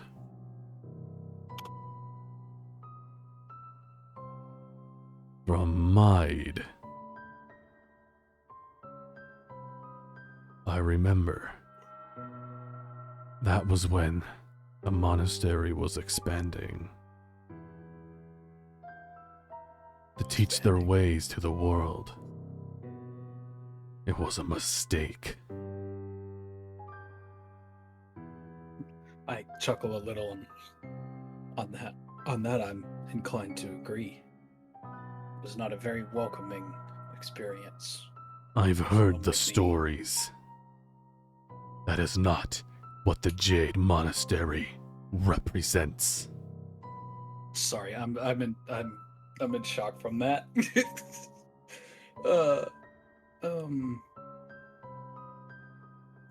Then please, and I'll kind of stand up and like bow. Like, teach me the true ways of the monastery, so that I may make it better. He kind of just like sorry, did you say you stood up, or are you still? I stood up and bowed. He kind of like looks at you. He's very hesitant. He doesn't bow back. He just kind of keeps staring at you. He kind of still has like that cold hard stare. Mm-hmm. You can tell like in his eyes that he's thinking. Like he can, like, you know, he knows that you're young. He's kind of like processing the whole thing, and eventually he closes his eyes, and you begin to hear a slight humming. Almost now you notice that he's actually meditating. And then eventually, I would say that as you're kind of like staring at this guy, a couple minutes do go by before he opens his eyes again. And he looks at you and he goes, "If you wish to learn, the first thing you should know. Tell me, which god did your monastery teach you to worship?" Oh, out of character. Did we talk about that? Well, we're about to find out. I don't have a god listed. I just have values. Let's see. Okay. Here. Yeah, it's just the values. I don't really have a god. From the little bit I googled, they didn't really have like a set faith. What you characteristics? Yeah. Which is fine. Hold up. Okay. So, I mean, you can still say that to Yeah. the guy. Okay. Oh, okay. I was just wondering if out of character, maybe there was something missed that I forgot to put in my sheet when we were talking backstory. Okay. Excuse me. All right, back in. I don't recall a god being taught only 3 values: fidelity, truth, and industriousness. You see him think for a moment and he goes, "They kept the values, but they removed the one who gave us those values. That explains the downfall." He kind of like What's something? he looks at you and he just kind of goes again, "I will reteach you those values in the traditional ways of the Jade Monastery. You will be reborn." Sorry, I'm tripping over here out of character. That's very exciting. As the initiate's eyes kind of they go big and just utter shock. He had no fucking faith going in that it would be a productive talk, based on all the hard shit he heard from Daz and Lost Luck. So he's eyes wide, but then kind of centers himself again. Bows, yeah, even lower than the first time. So like if he bows kind of at like waist level, now he's a little lower than waist level. And he's thank you. I knew there was something wrong. Ilana told me there was corruption in the monastery, but I could never get close enough to the truth. As you say that, you see the warrior with no name break his meditation pose, and he stands up. Now standing, how tall did you say you were? 6'2". 6'2"? Yeah. So he's almost like he's almost your height. I believe he stands at about 6 foot, so he's just a couple inches shorter. Yeah. But he's pretty close to eye level though, and he just kind of looks at you, and this time, rather than kind of like his ignorant, pushing you off type of like mentality and expressions on his face, you now see like his eyes finally like widen, and you can like actually make out now like the color of his eyes, because now that he's standing up and he's not really like hunched over covering his face, he basically like confronts you just real close, Across from the bars from each other. essentially. Yes. Oh, freaking. And he's like really eyeing you down, and you now for the first time ever see that he has blue eyes. Blue eyes? Yep. And he leans real close to the cage, or the bars, and he just quietly goes, "She lives." As of I forgot how many months I was journeying, but however many months ago it was, as of a few months when I started this journey, yes, she was alive. She, I assumed she was undercover in the monastery, but she gave me a purpose to leave, a way out.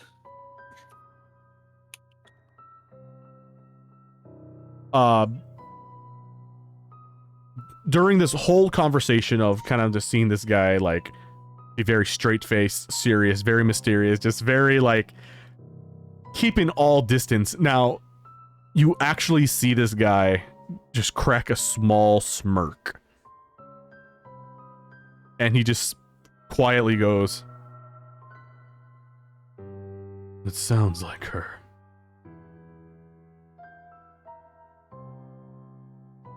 So you know her? She never mentioned anybody. He nods. That I should get out. He nods and he goes, "For good reason." You said her name was Elena? Alana, Ylanna. Kind of like Elena, but like Oh, Alana. Alana. Okay. He doesn't he kind of gives you like a brief answer and he just kind of goes, "Alana and I were once close. I have not seen her for many years." Did you say many years? It cut off after you said many. Yeah, many years. Oh, okay.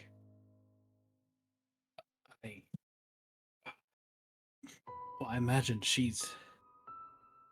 what is the fucking word? Resilient. Perhaps I can earn my way out of this place with my fellow travelers, and I can reunite you two and start the Jade Monastery anew. He crosses his arms and you kind of like, you almost get what seems to be like, you get like a very powerful vibe from him. He has a very regal stature, and he kind of like when he crosses his arms, he kind of like lifts his chin up a little bit, and he goes, "I was the one that sent her to Erendor." And I'll just kind of like mutter out under my breath, maybe she's coming here. One can hope. Well, I gotta know what to say anymore from here. This is out of character talking to myself. I don't know.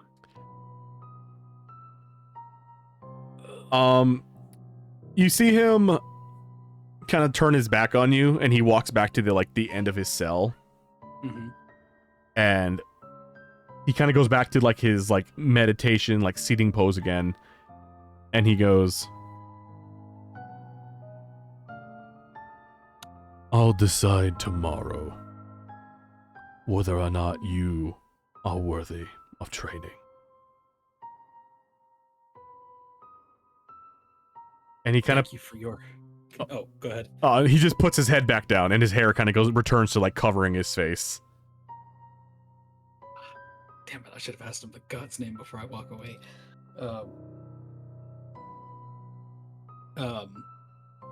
Fuck it, I'll do it. Thank you for your consideration. My last question before I leave, what is the name of the god whose values have been ingrained into my soul? He looks up one last time, and he goes, "Her name is Thena."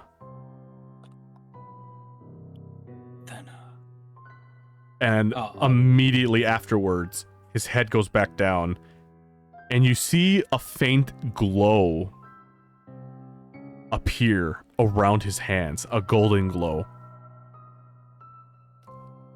And suddenly, he starts chanting to himself. And you basically hear him repeat this. You hear him go, "Thena lumen mentes esto gladius in tenebris." And he repeats it over and over and over. And you see the glow like fading in and out, almost as if like he's controlling or even maybe speaking to this light. Oh. Roll me a religion check. Okay. While I do that, would I? Because he says this over and over, right? Oh, thank Christ! Natural 17. I So hope that's enough. you, as soon as he answers you and then turns to his chant, you kind of start to listen to him very closely. And you hear him say, Thena lumen mentis esto gladius in tenebris. And the words actually Type that out mean to me. something to you. You recognize this as a familiar chant in your monastery. Huh. However, the only part of this chant that you recognize is the part where he's when he says is basically, aside from the name, in translation, you only recognize the light of the mind, be my blade in the darkness. It's a familiar chant within the Jade Monastery. The only difference is the warrior with no name added, Thena, light of the mind, be my blade in the darkness. So, you're left with a little bit of that there. Sorry, I was making a note of that for personal notes, character notes. I'm gonna, so I'll, assuming I can chant all that back, since I know the whole thing now, I just know her name. The initiate will kind of walk back under his breath, saying the same thing he's saying, and kind of, you know, just ruminating to himself as I walk back to my cell. All right. Get in there. I'll sit in my little meditative state, chant it, and try to fall asleep. Perfect. So, you all proceed to long rest. You all sleep for the night. Eventually, you are finding silence. The hot temperature finally cools down. There seems to even be a soft breeze. You find yourselves leaving the prison. It begins to fade away. You fall into a dream state.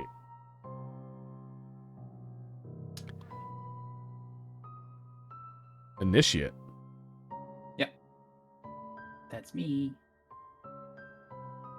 You sit up, and to your back is an ocean. Oh.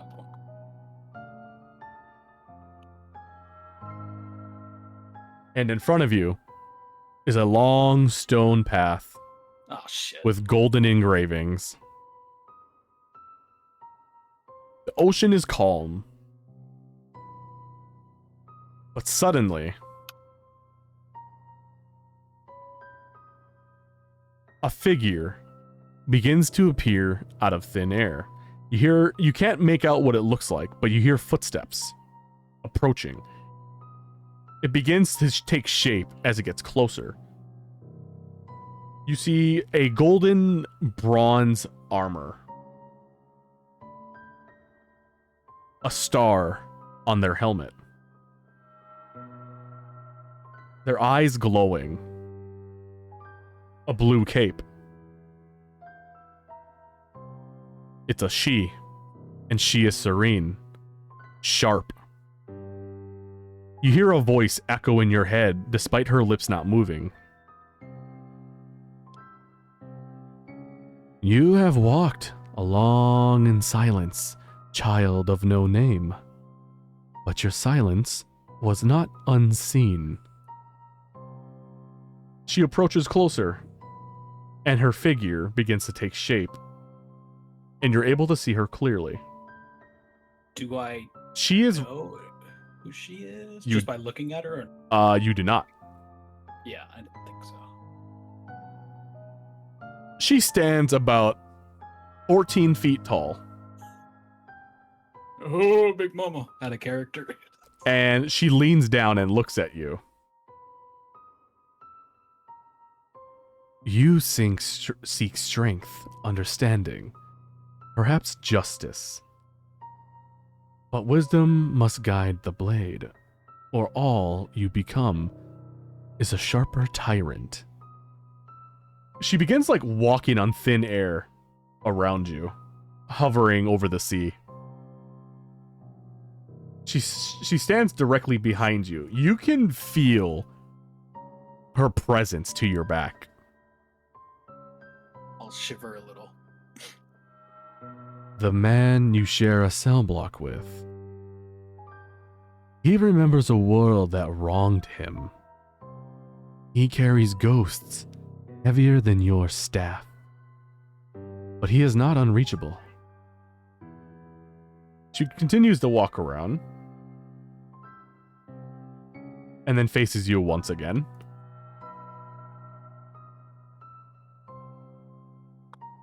If you wish to open his door, do not offer him questions, but instead, memory. There was a phrase, spoken only in the old monastery before it rotted. A creed you now know. She leans in real close to you. The hand that serves must first learn to refuse. Speak it, and he will know you walk the same path. And if words fail, she takes her hand and cups yours, and she takes her other hand, and she places a small white river stone with the symbol of 3 intersecting lines. This is the ancient emblem of the true Jade Monastery. Place this near his feet when the horn sounds. Then let silence speak. She begins walking away, and her body begins to slowly fade, and the last thing you hear from her is, "Not all wars are won by shouting. Some are won by standing still." And she disappears. You awaken. When you wake up, the stone that she placed in your hand in the dream is still there in your hand. The stone is real, and her words still echo. Just so I have it right, you said the hand that serves must first learn to refuse? Yes. Okay, it cut out at refuse, so I didn't know if it was refute. Oh. I think it's just my shit now.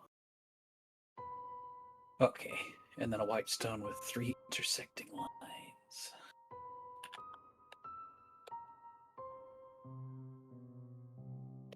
It is now daytime. The guards have went by, lit up the hallways. You haven't heard the horn yet, but now you hear, like, yawning, just kind of like groans here and there. Everyone starts to kind of spread about, go about their day. Go grab some breakfast. You said there's no horn? Not yet. Okay. I'll go towards the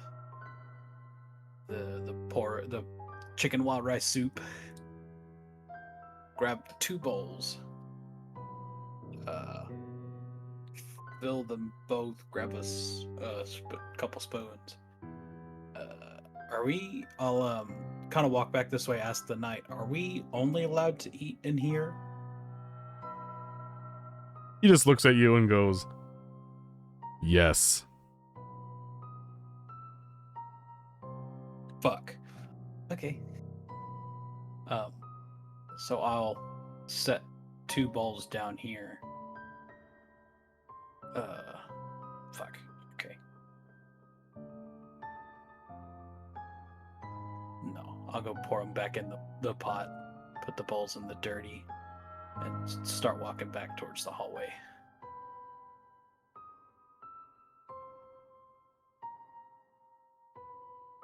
All right. Well, that was some much needed rest. Hi, what's for breakfast? Oh, sorry, I forgot to ask. Was it still chicken and wild rice soup? Nope. Fuck. I just grabbed old ass fucking soup that was just there on the floor. Nope, there wasn't any soup at all. Oh. As a matter of fact, you grabbed a spoon Pancakes! and a bowl Uh-oh. for quite literally what is chicken wings. That makes sense. Oh my goodness. Get to scoop the meat into the bowl, scoop it off the bone for some. Mhm. I'll grab a plate with 7 wings on it and then proceed over here. I'll plate up. Give me some chicken wings. Mm-mm. I'll walk down the hallway. Get your ass up! No.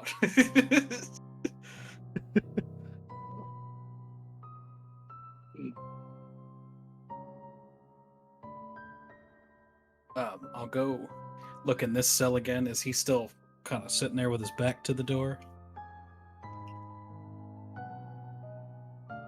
Yeah, he's still sleeping. All right. I will not bother him again. Walk down here.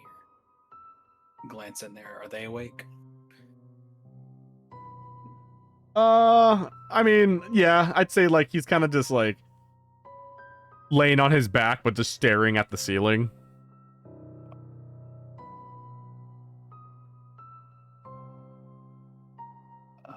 I kind of lean up to the doors.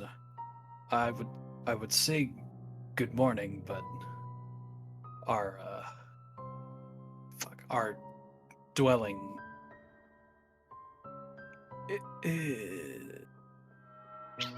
I'm struggling to find the words right now. This is out of. Is there a reason you're talking to me? Only wish to bid you a well morning. Apologies. Just kind of back up and walk away. Talkative bunch. I'm kind of peeking and see if he's awake.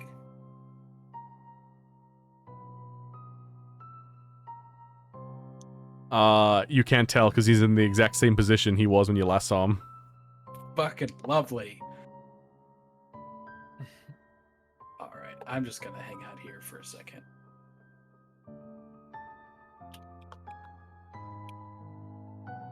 As I'm devouring my chicken wings, I'm gonna look over at Jonathan and be like, Jonathan and Korea, and be like, so, when does the fighting start?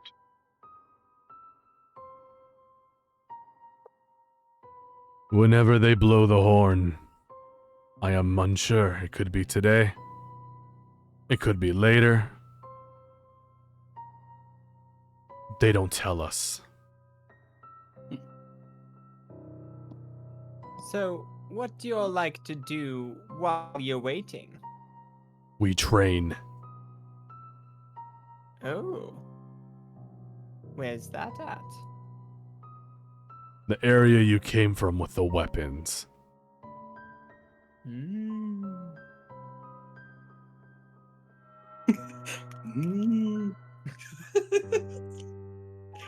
love the reactions. With that being said, you care for a bout? Oh, fuck, I keep clicking these What- fucking what? knights. Jonathan looks at you and he goes... He just kind of chuckles and goes, sure. Oh, All I'm right. just gonna Alright. Let's see I'm gonna- here. Obviously, get up, put my shit away, and then make my way over to the area. Oh, I need to see this. I'll finish up. I'm with gonna my- look around and I'm gonna spot a and a great sword and grab that if there is one. All right. Let me see here real I quick. know you'll do great, Baurus. I'm just gonna guess there's a regular great sword around there somewhere. Yes, it's weapons of all types. All right. I'm gonna go pick it up, feel the heft and whatnot, give it a couple swings. You see Jonathan walk over, investigates the weapons, and then you see he pulls out a shield and spear. I give him a respectful nod. He looks at you and he nods back, and he goes, "Whenever you are ready." And with that, I'm gonna charge. Roll initiative.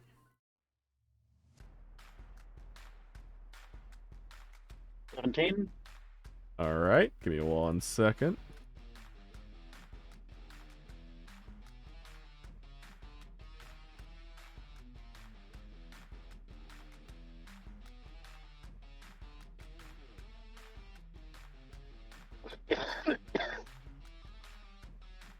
Ooh, you rolled 1 higher than him.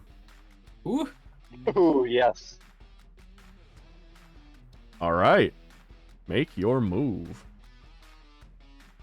Obviously, I'm gonna, 5, 10, 15, 20, and get right up in his face. And 21 hit. That hits.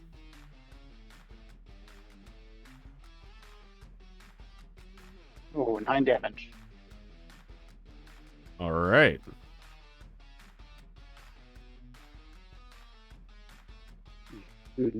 Give me your best.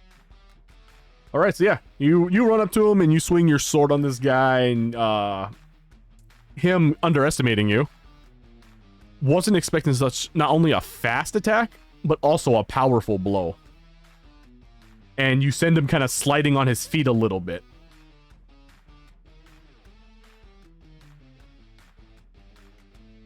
All right. And let's see. Huh. He rolls 16 to hit. That matches. All right. Let's see.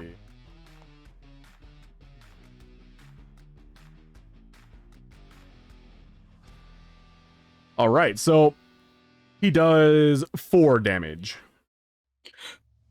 All right. So, yeah, you come at him, hit him with the sword, get him to kind of slide on his feet, kind of like almost buckles under the pressure. He takes his hand and he jabs the javelin or the spear and kind of gets a good poke on you. And Yeah. he just kind of lets out like a little bit of a grin. I'll make you pay for that, just so you know. Well then, Um, I'm right here. Make me pay. Hit With him with your pleasure. sword, Baurus! Grab by his dick and twist 13 it. to hit. Oh my god. 13 misses. All right, but he will still take 5 damage due to Nigrea's ability. All right.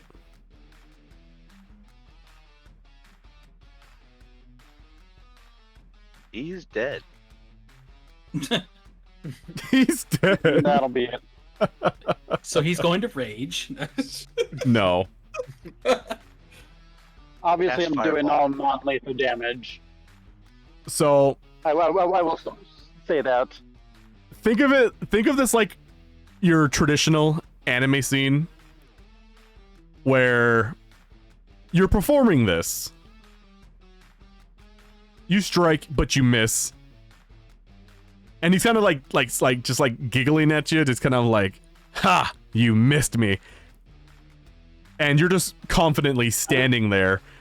And all of a sudden, he just kind of lets out like that, "Ugh," and then he falls to his knees.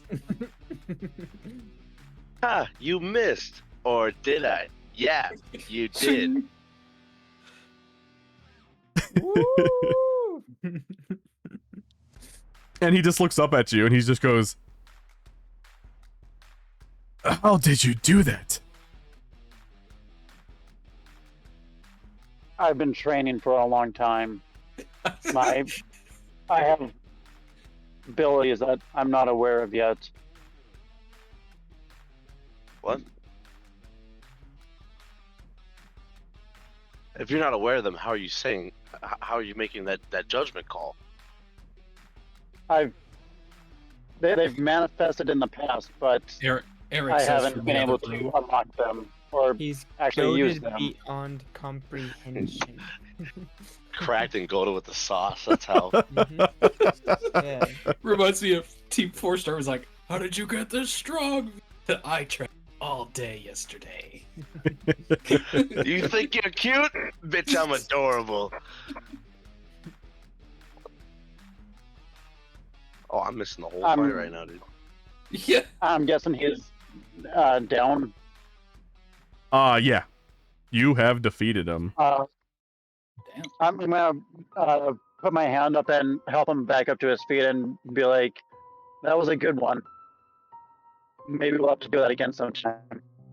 He takes your hand and he gets up. And he nods and he goes, I agree.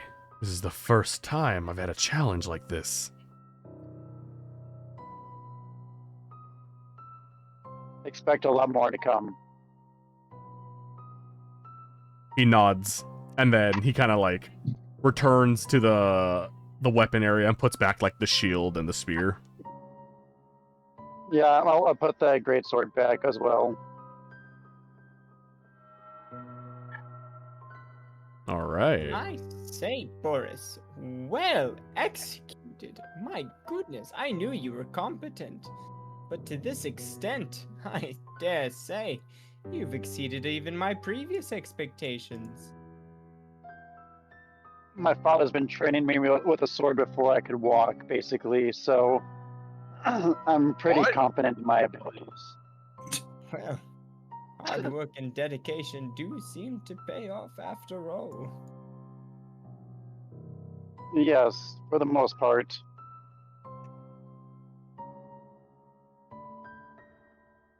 Now, I wonder when we'll get an actual fight around here. Indeed. Well, suddenly, I was waiting for that I joke. was saying, anybody else want to go for a bout? 16 owlbears. Fucking Andy. you hear It's a only a fucking loud dragon. horn. It's barbecue. Barbecue's dead, homie. I know. Let a man dream. Don't say he's dead. Forgot Kama's in. Oh my god, yeah, dude. It summoned her. You're so much How dare. He's alive. They dragged me into a padded room. Exactly. Weird how nostalgic you are for barbecue, saying that he just like shit talked you all the time. That motherfucker did not like you. No, he did not.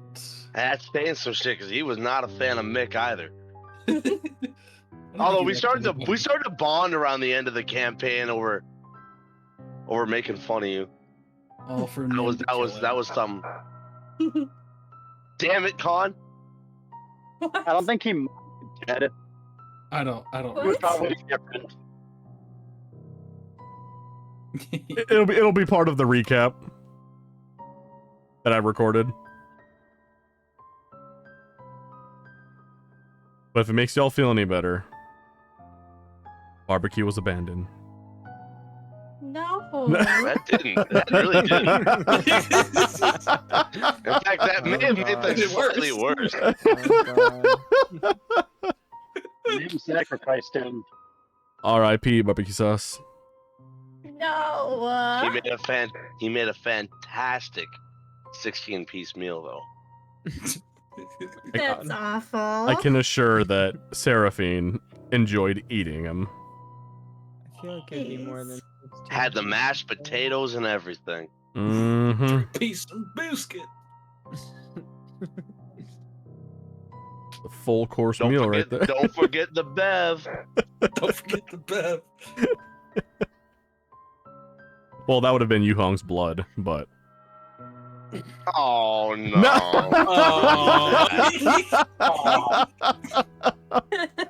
Not the homie, bro. So, Now I'm sad. so you're saying she washed it down with tiger's blood flavoring? Whatever Charlie Sheen said. She was a were-tiger. Damn. Rest in peace to the homies. No, I'm Now I'm joking. sad. Nah, Yuhong's alive. In our hearts. No, that's just barbecue. No. Barbecue's the only confirmed death. Confirmed. Confirmed. I mean, Gotta 20 wait years for the recap video. 20 years since those events, the last thing we heard about Yuhong was that he was traveling the world spreading anti-racism speeches. Oh.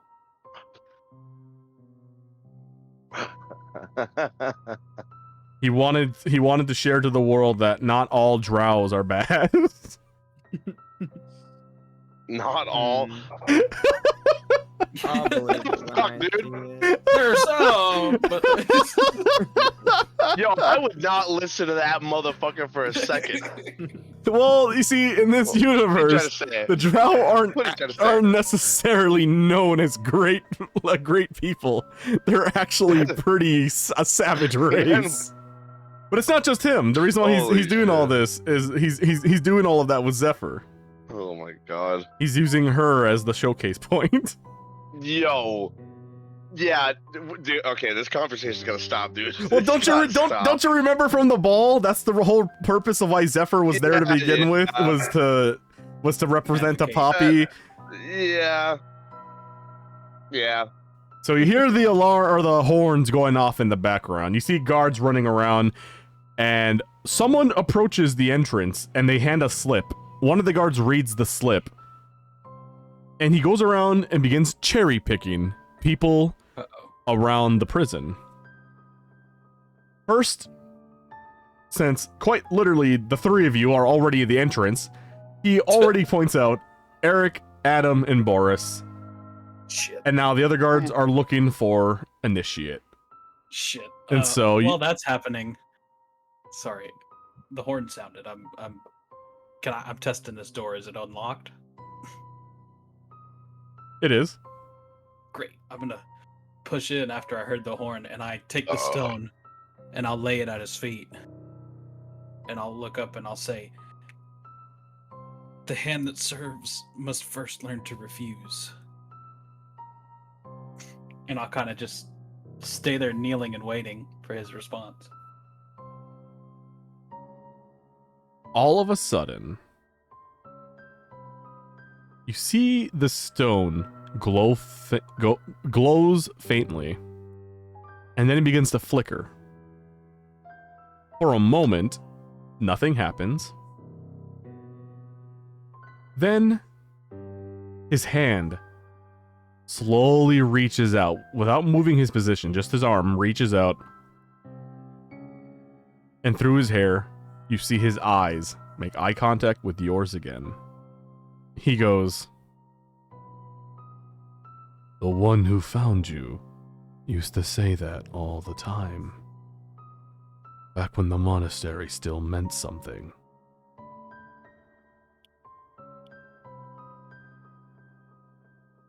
His eyes close, and his grip tightens around the stone. He nods and he speaks, not necessarily to you, but almost to himself. And he just kind of mutters, "So you choose to walk the old path. Maybe it's not as dead as I once thought." He stands up and he goes, "Be safe out there." And the guard behind you points you out. And he's like, "Move along, you're selected." Damn it, not selection again! And I'll get up and I'll follow. So, all of you are gathered and you follow the guards. Well, actually, as a matter of fact, they put you in a carriage, and then you all ride back into the main city. Did we have a chance to grab weapons? Oh, they're provided. Oh shit! Okay. That was the fucking game. Damn it. Bitch, what the bullshit ass fucking. You are brought to the local arena. Oh shit. The light shines, the heat slaps you in the face. The sand and dust rises from the ground. And you look around and find yourself in a coliseum, a brutal circle, a fire-scorched stone, surrounded by thousands of roaring citizens. The sun blazes overhead relentlessly. A wall of dry desert air chokes your lungs, and you hear flies buzzing around old bloodstains. You see Dude. towering banners flap in the wind with the sigil of Lucius Tadius Simplex, a black lion devouring a serpent. The crowd chants for violence, for glory, and for death. You hear the crowd start shouting,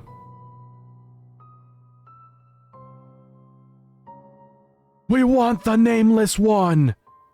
Where's the warrior with no name?" And you hear just random chants of the crowd shouting for the same thing. "Bring him back! Let him fight! Let him kill!" And their cheers begin to rumble into a thunder. Eventually, towards the end of those chants, you hear a final chant from the whole crowd resonate, and they shout out, "Bring us the rightful king!" And suddenly, a figure steps onto the platform, the balcony ahead. He's wearing gold trim. He's got guards surrounding him. He looks to be a noble of a sort. He's very tall. He's got oiled back hair. And he raises his arms out to everyone, and the crowd begins cheering. "People of Mirewatch! People of Shadowfen! Today marks a glorious bloodletting, a celebration of our empire's unrelenting strength. Before you stands new meat, fresh filth from the waves, and among them..." And he looks around the crowd as they all start cheering very loudly. "And among them, I hear there is royalty." And the crowd cheers even louder. "But blood will not be spilled easily. Oh no, not today."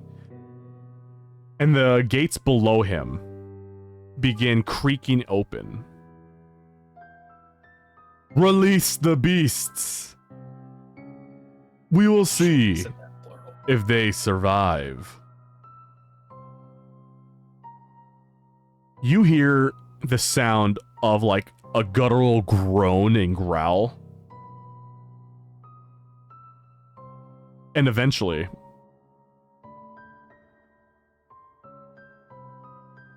Initiate, you hear a voice in your head, a whisper to you. And you faintly hear a, "Let's see if you're worth it." And from the opposite dungeon,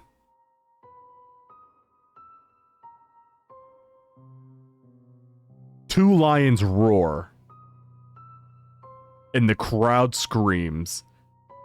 They await your death. Roll for initiative.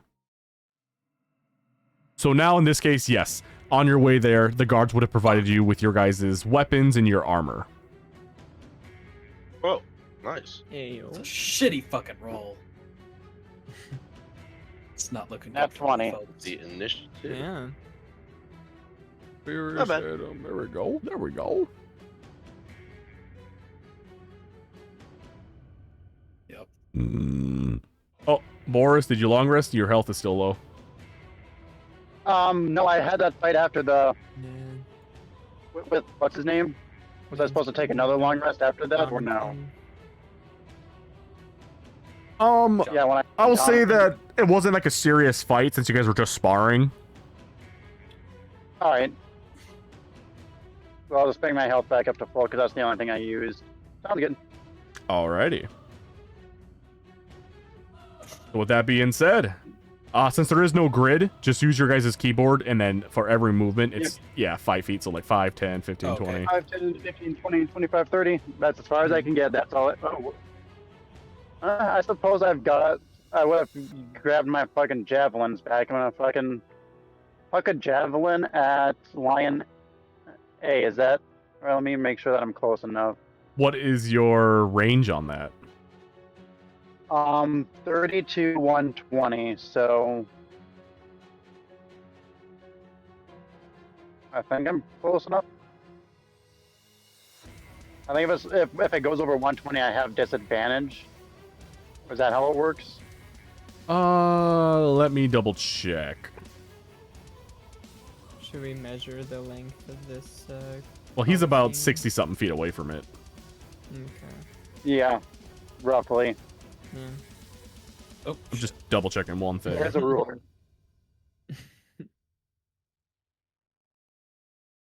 thought that was the.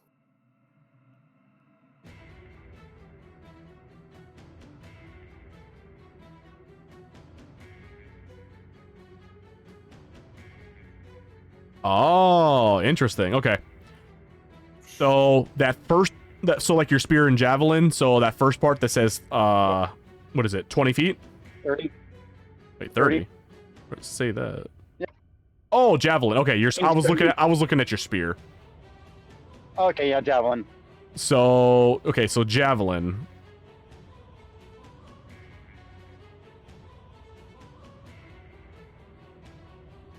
Gotcha. Okay. So the way it works is you can throw up to 30 feet. Your maximum is 120. So anything over 30 feet, you roll disadvantage. And anything past 120 feet, you can't throw at all. Okay. So from where you're standing to like at least either lion, it's basically 68, 66 feet away. So you can throw it, but at disadvantage. I got a nat 1. Oof. Oof. So yeah, you throw and you probably make it about halfway and it just hits the ground here, like 30 feet in. Damn. Okay. And that's all I can do. All right. Adam. Alrighty. I guess I will stay where I'm at. And I will use Eldritch Blast. I'm gonna target Lion A. Does 14 hit? Let's see. What's the range on 14 to hit. Okay, so yeah, he's fine. He has 120 feet. that? Damn. And the lions are the lions are 98 feet away from him. Nice. 14 to hit. Which one are you hitting? Lion A. Lion A? Yeah, that hits. Hell yeah. Well, it doesn't matter which one, but yeah, it hits. Yeah. Alright. It matters for damage purposes. 2 damage. All right. Lion time. Unless they have anything else. My bonus action is to use dual weapons with light weapons. Is a staff considered a light weapon? It'll tell you if it is. Would I have to equip it? Oh, homie, I forgot. You didn't even have any inventory to begin with. Yeah. Yeah. So like, It's what is it technically? Because I have a quarterstaff. It says versatile. Yeah, It's so also one handed or monk weapon. two-handed. It's a 2. Yeah, if you're using one-handed, you use a D6. If it's two-handed, you use a D8. That's what that means. Thank Yep. goodness. Okay. So what are you trying to fight Not with? Well, I was mainly just trying to figure out if my bonus attack would even work. Which is 2-weapon fighting. If I attack with You would have one had to make a right, melee attack, the spell attack, so... yeah. Alright, so I think that is everything that I can do. So yeah, that's my turn. All right, let me just see here real quick.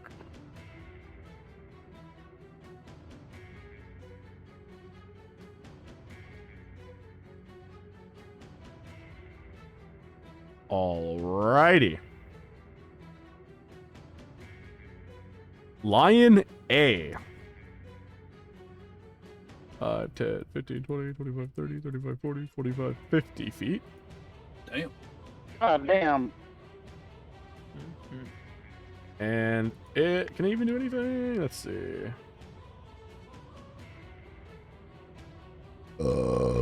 How far is it from you now? Ah, okay, it's just too far from you. Eric. What, he's got a 15-foot reach? What the fuck? Nah, don't worry about it. It's gonna spit on Haktua. Mm, I'm gonna cast. Which line have you guys been attacking? you. Line A. Hmm.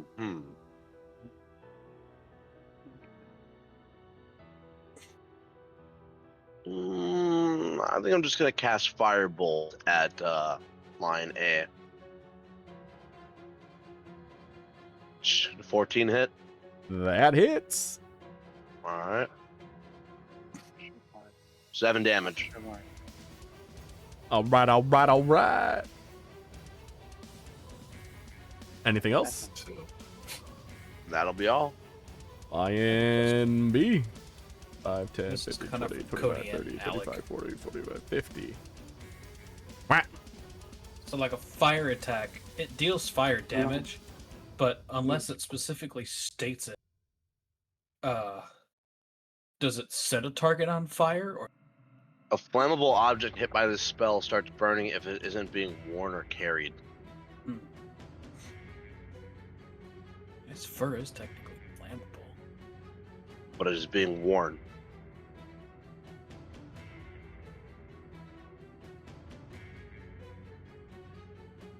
I was just wondering. I still don't know how it all works. I would imagine it would set something on fire, like if you were to cast it at like a wooden building. Yeah, maybe. But I don't imagine. I imagine that it says the worn carried thing to like prevent you from being able to like set people on fire, or just like any animate object, People. any sentient being.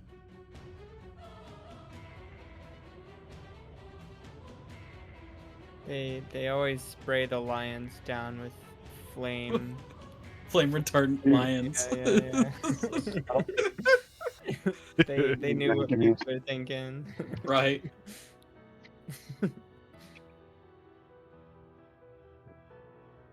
Spark almost died. All right. Issue. Oh, that's all the lion could do? Yeah. Okay.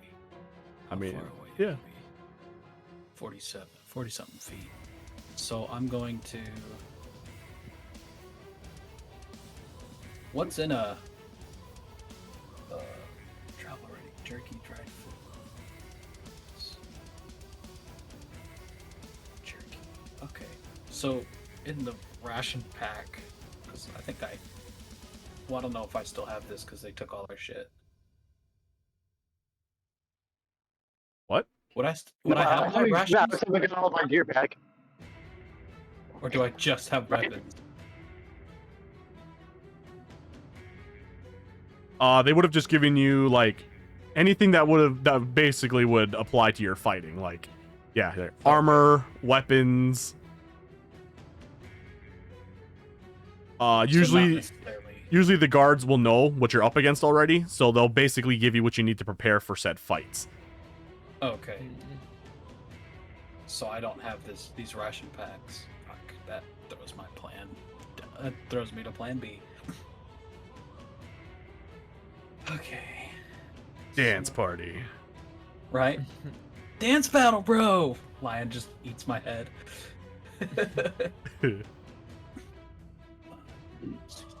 Dash.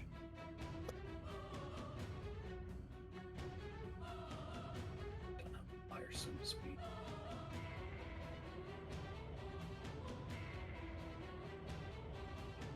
Okay. I will. This bonus action is attacking or striking.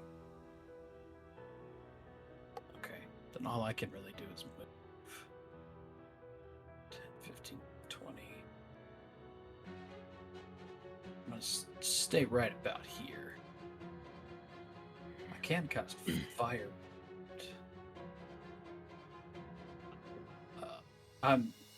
As I'm moving, I'm gonna say that chant that the warrior with no name was saying last night.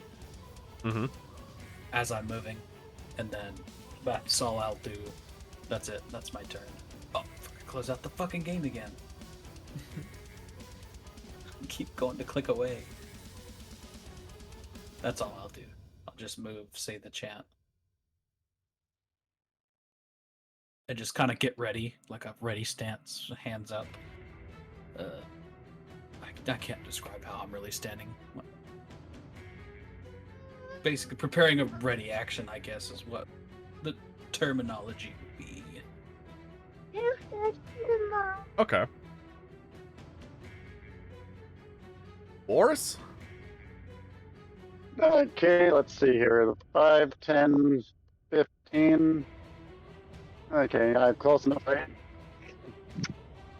Yeah. Okay. Great sword in hand, I'm swinging at the lion. Get him. 13 hit. That hits. Ooh, yay. Ooh, nice. 14 damage. How would you like to do it? Can I just one swift stroke of this great sword just decapitate it? Yes, sir. All right, so yeah, you do exactly as you said. Head comes off All right. and rolls away. And then I've still got 10 more feet of movement, so 5 and 10. Okay. And I'm just essentially trying to put myself between everyone and the lion, so he focuses on me. All right, Nice. Adam. Alright. Another Eldritch Blast. Does 10 hit?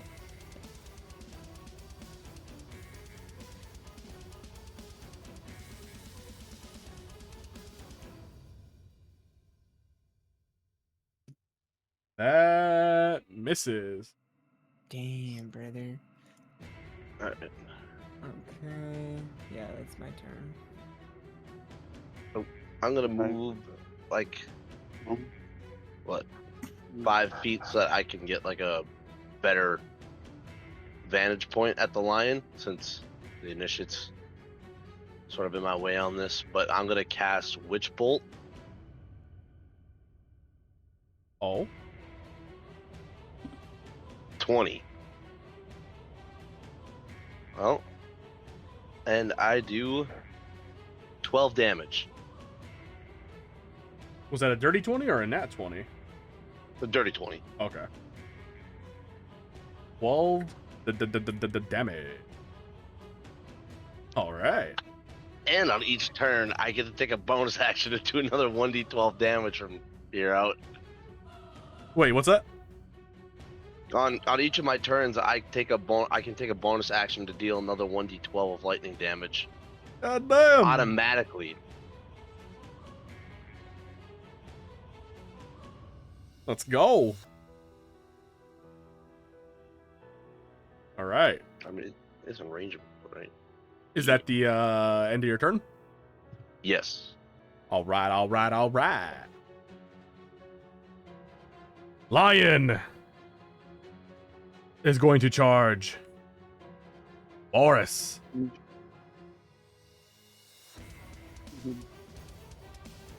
Let's do it.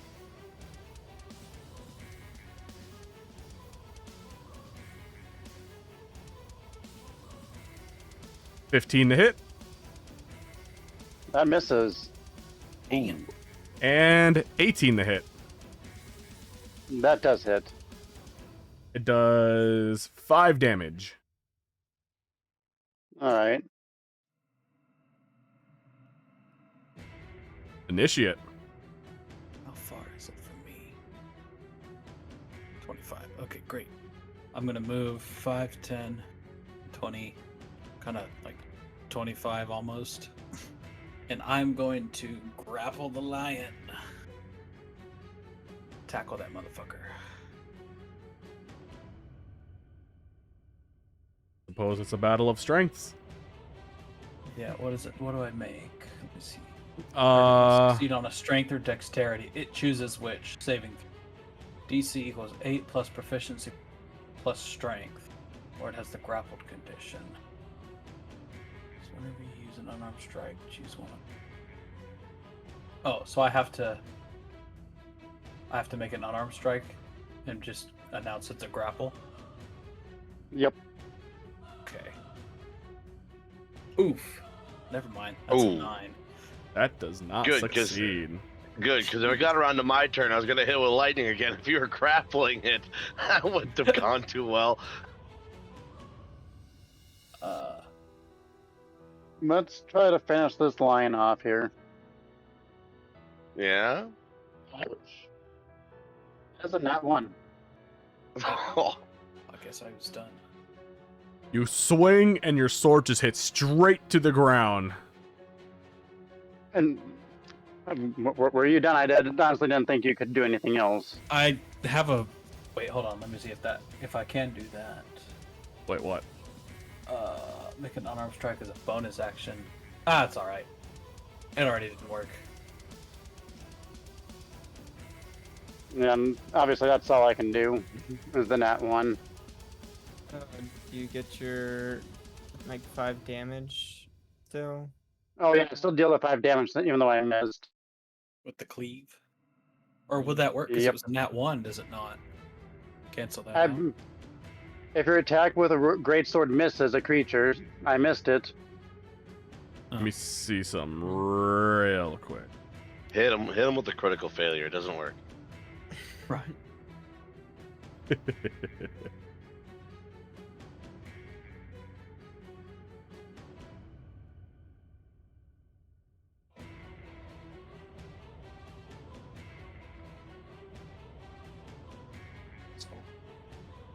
Just double checking.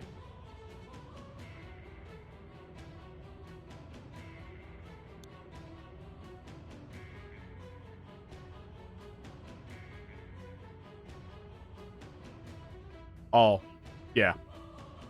It says, no. A nat 1 is a critical failure. And it says that it is not considered a standard miss. It is considered a botched miss. Therefore, abilities like Graze would not work. Damn. Okay. And that it's also under DM discretion if I want to punish you even further. Like, you take damage by slashing your own toe open or some shit like that. Ouch. I'll save those for special moments. I'm gonna Fine. save it for like the worst possible moment. What a Bleeding out of fucker. your toe. You've got You- 10 rounds, You can Alright. trap sepsis. right? Yeah, that's all I You can die do. of dysentery. 15. Get position coming down range here. Should have the movement for that. Alright. Firebolt. Oh, God damn. That's not damage, but that should hit, right? that hit. That definitely hits. Oh yeah, that hits. Alright. Rolls 1 damage. For 7. Alright, alright. damage. All right. The lion's still standing. Well, then I guess it's my turn to cast Firebolt for 15 That hits. to do 10 damage. You light this lion on fire and drop it and burn him to a crisp. Crispy lion. The lion is dead. Yeah! Are you not entertained? Funny. Exact same fucking joke I made the last time we were in a gladiator ring. And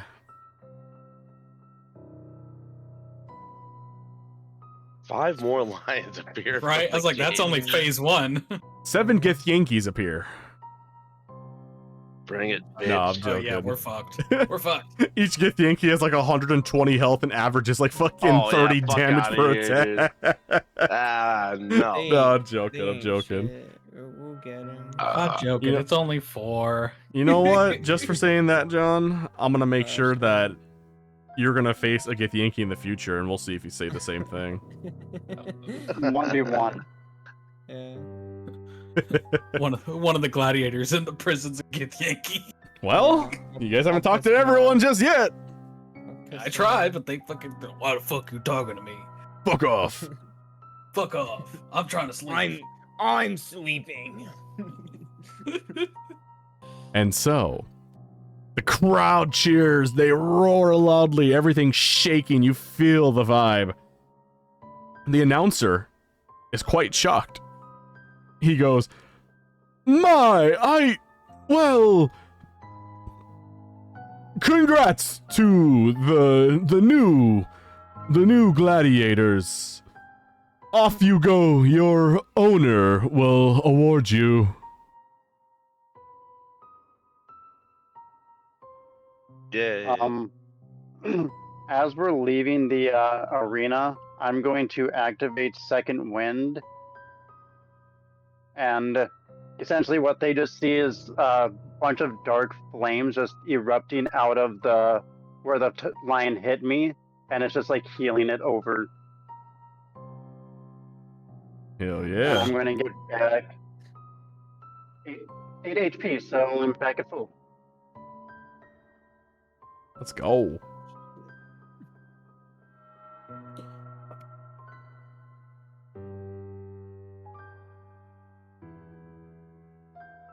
All right. So with that being said, the guards open the gates for you guys to enter or walk back into. Inside the waiting area or the holding area, you see the veiled woman, and she has kind of like what looks to be like a tray, and each of them all has like a bound sack resting on it, and she just hands it forward. There's only 4 of them, so indicating that each one's for you. Do you guys accept it? Yes. I'll walk up and grab Yeah. the pouch. All right. Do you guys look into it at all, or are you guys just taking it? I'll look into mine. Yeah, I'll take a peek at how much I got. Wanna Yeah. take a gander? Thank Let you, ma'am. me I'll pick see. it up. as everyone practically like evenly took part in this battle. Everyone has an even 150 gold coins per bag. Damn. God damn. Very nice. And she gives the one tray to one of the guards, and she says, "At the entrance, talk to any of the guards. If you have requests of anything you guys would like to buy, they will make the runs for you. That is all." And I'm gonna stop her before she leaves and All right. ask her, how much do we need to earn our freedom? she turns back. Well, actually, her back's still facing you, but her head kind of like just does like that slight turn back, and she mutters to you, 5,000. Oof. Each. Understood. Each. Damn. Yeesh.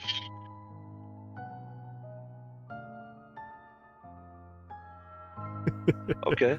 And she turns her head back, and she continues walking ahead. Looks like we better make these shows worth it. This is only the first one. I'm sure the longer we're here, the more intense it'll get. The more we'll get paid. Excellent work, gentlemen.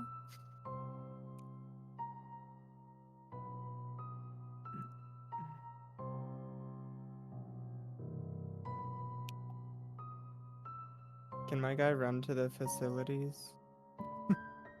The what? Even you Can see he use his- the This restroom? this is what we're role playing, having to take a piss.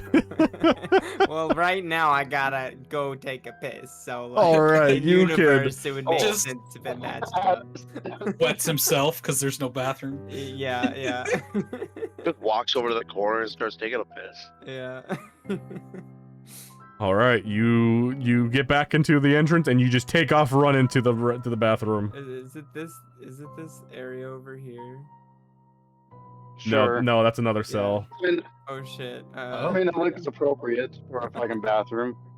Nowhere there doesn't look like there's any Where bathroom. can my guy take a piss? I see one bathroom and it's right here. Yeah, you want to go in there with the John, stone cold former king and try to use his body? John, just go take a piss. We'll be here waiting Oh for my you. god. Alright, fine. Just go outside. Seriously, there's a lake right You there.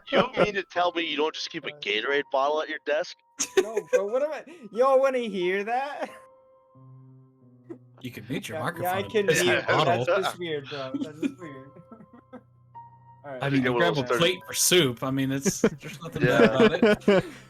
Yeah, I've got He's a like, plate guys. for my pisses. You guys walk This by is this cell where he's supposedly pissing, but then instead of pissing, all you guys just hear is, Oh,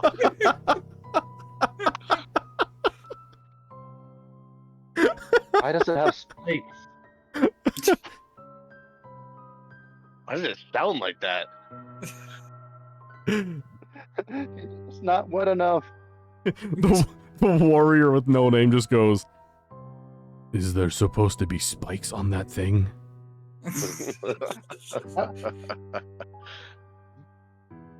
Why is there two? What, is one longer than the other? Why is it bent like that? Don't worry about the curve. I think that's an illness. I think that's an illness. You ever There heard a clinic testicular around. torsion? We need to get it checked out. Are they different colors? That's an awfully big lump. All right, do you run to the only restroom in the hall? He's I already, think he left. he's I already think he left. gone. I'll take that as a yes. He did? He's just pissing on the initiate right now. Right. I He's- mean, I don't know. Wait, what is he that really the only fucking bathroom? Oh yeah. Oh shit, that's lovely. Bros, Could you imagine that? You're sleeping in the middle of the night and all of a sudden you wake up and see across the room Guys some taking dude a taking shit a in front dump. of you. Well, you see, people tend to use the bathroom when the warrior leaves to eat. But Adam's got the balls to just do it while he's there. All you hear, while you guys are all in the entrance and you just see Adam take off running, all you guys kind of hear is like a, ah! I just probably thrown out of the room. Before we all go, I walk up to Baurus. I give him out of my pouch 50 gold pieces. What? And all I say to him is, the hand that serves must first learn to refuse. I go up to Eric and do the same. Thank you. And then whenever No, you need that Pisser shit gets to done. buy.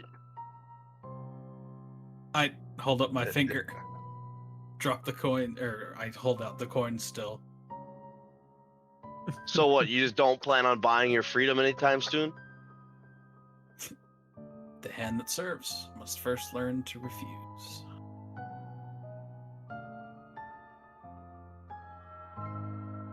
Either you take it, Then I am or going to back refuse. to the knights. Go back to the knights then, for I am going to refuse. Okay. What to Boris, I'll a give him relief. 50 more pieces. Oh, by the way, Adam, you just lost like half your health. Wait, what? What the fuck? I mean, I'll take the extra gold. As you rushed into the restroom while the warrior with no name was meditating and started going, he basically like threw you out the cell and you flew through some doors. Oh shit. And you What the pissed fuck? yourself. And you pissed What on the yourself fuck? a little bit. Wow. That mess on the floor? Yeah, that's you. Wow. No, that was there before. Get out of here. uh, Oh my god. Well, all right. who are we supposed to talk to if we wanted anything? Any of the guards Yeah, at the I was gonna go to entrance. one I No, no. I I'll go where with one the and fuck is that? Any right there, where we're at where now? you guys are at, Oh. yeah. Any of the guards there. And if we wanted them to make a run into town and get us something, we just had to talk to them, right? Yep. Walk into the night. Would you be willing to go out and buy a bottle of whiskey for me and my compatriots? He looks at you and he goes, "Give me a moment." And let's see here. He goes, "How much are you looking to spend?"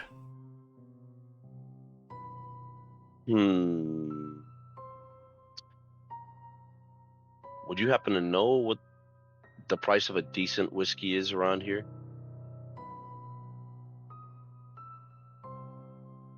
He, let's see here. He thinks for a moment, and he kind of like reaches around into like his bag or his satchel.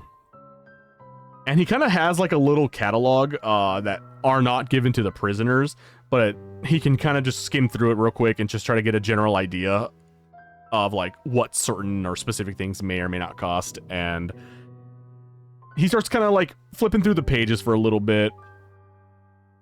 And eventually, he goes,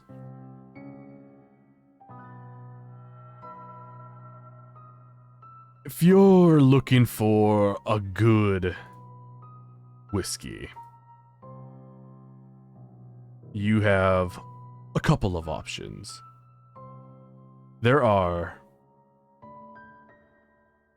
let's see here. The closest tavern nearby is the Copper Leviathan. They have Siren Song whiskey for 50 gold pieces. Leviathan's Breath, 75 gold pieces.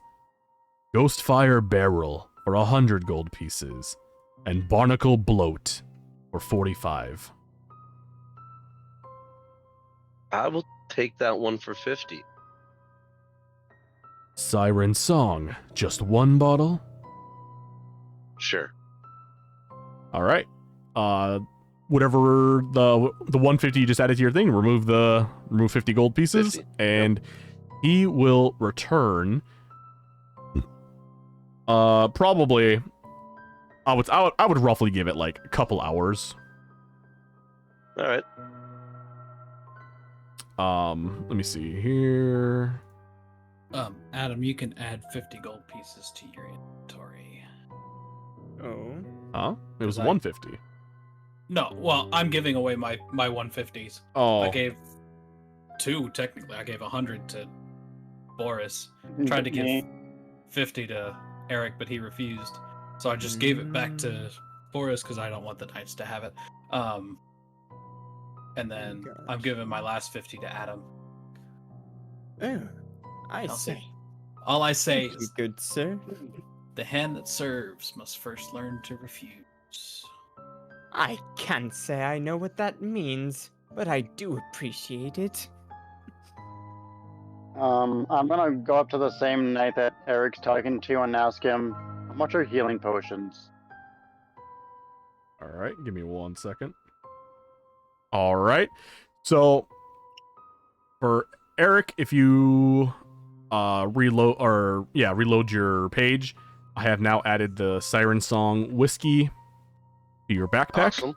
I put in the notes, what it does, and describes what it looks like in the description. We'll say that while this is all happening, everyone's kind of like doing their own thing. Okay. Eventually, the knight would come back around later on. And he does explain to you what it is, like what it does and everything. So like you're not clueless. So he tells you, and then he goes, you realize he hands you a second bottle, and he goes, lucky for you, they had a 2-for-1 deal at the tavern. Oh. So you got a quantity of 2. Nice. Lucky me. All right, who was next? I'm looking for potions of healing. All right, potions of healing. Let me see here. The knight looks at you and goes, there's a local apothecary around here. I believe they have potions for about 15, 20 gold pieces. Alright, I'm gonna give him 100 gold and be like, just get me what you can, please. I have a feeling we're gonna need them. He goes, all right. All right. Refresh your screen. He returns back to you with a product called Verdant Heart Draught. As you'll read in the description there, basically he forwards that information to you so that way you're not clueless, and he kind of just tells you what it does. Alright. Ooh, it's emerald green. Okay.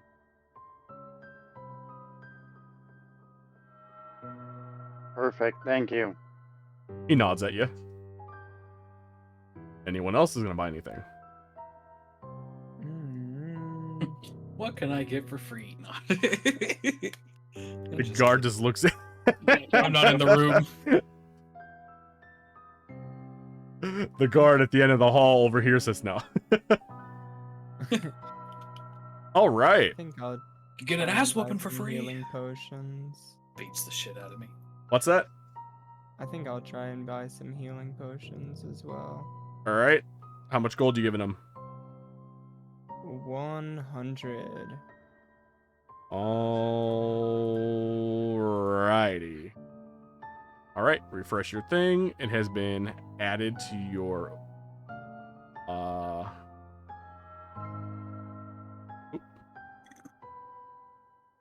All right, in your inventory.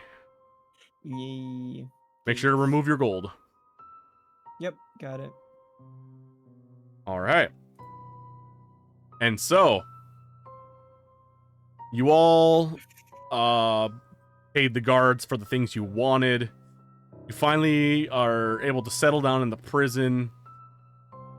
After a long day of fighting and traveling back and forth, you now see the sun beginning to set behind the city. As you guys are all just kind of like walking about, minding your business, you overhear some of the gladiators talking with each other.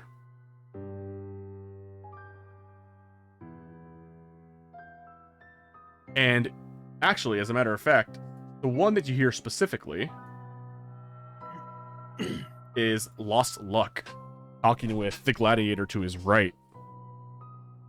And he kind of like mutters a little bit, but enough to where you guys can kind of hear him talk. And he goes, "They posted it. After a match like that, I figured they would."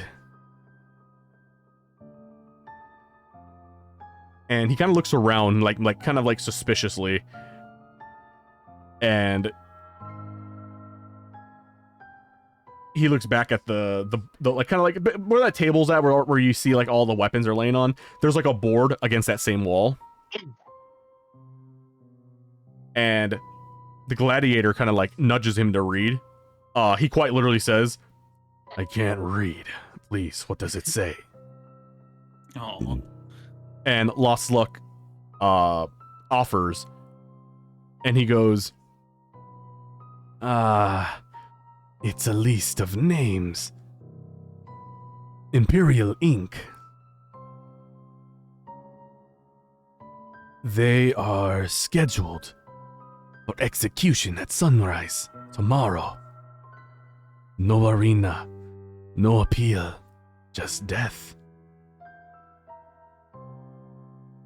He continues reading it, and he goes, "Oh no. Jonathan. Kree. Daz. And Baurus." Oh. Wait a minute. No, that cannot be. One of the guards walks by. And he sees Lost Luck kind of like panicking while reading this board. And he goes, "Guess the crowd's seen enough of the old hero, huh? Shame. He's bled for this city more than any of you combined." Does anyone else read the board? Yeah, I'm gonna let's walk go up over to there. it. You go up to the board, and just as he had stopped reading the names, you realize he didn't say one out loud, and that was the name on the very bottom. All it says is simply, "Gladiator. No name."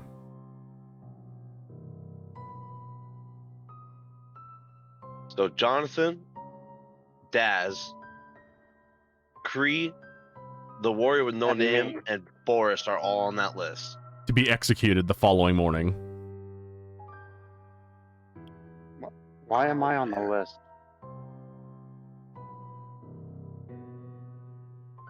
After everyone's kind of like muttering and talking like incredibly loud, and there's like lots of echoing. Obviously people are worried, scared, people want to know what's going on. You guys are talking amongst yourselves, and eventually you even see the guard stepping aside, as you guys all see the warrior with no name stepping into the room to investigate what all this ruckus is about.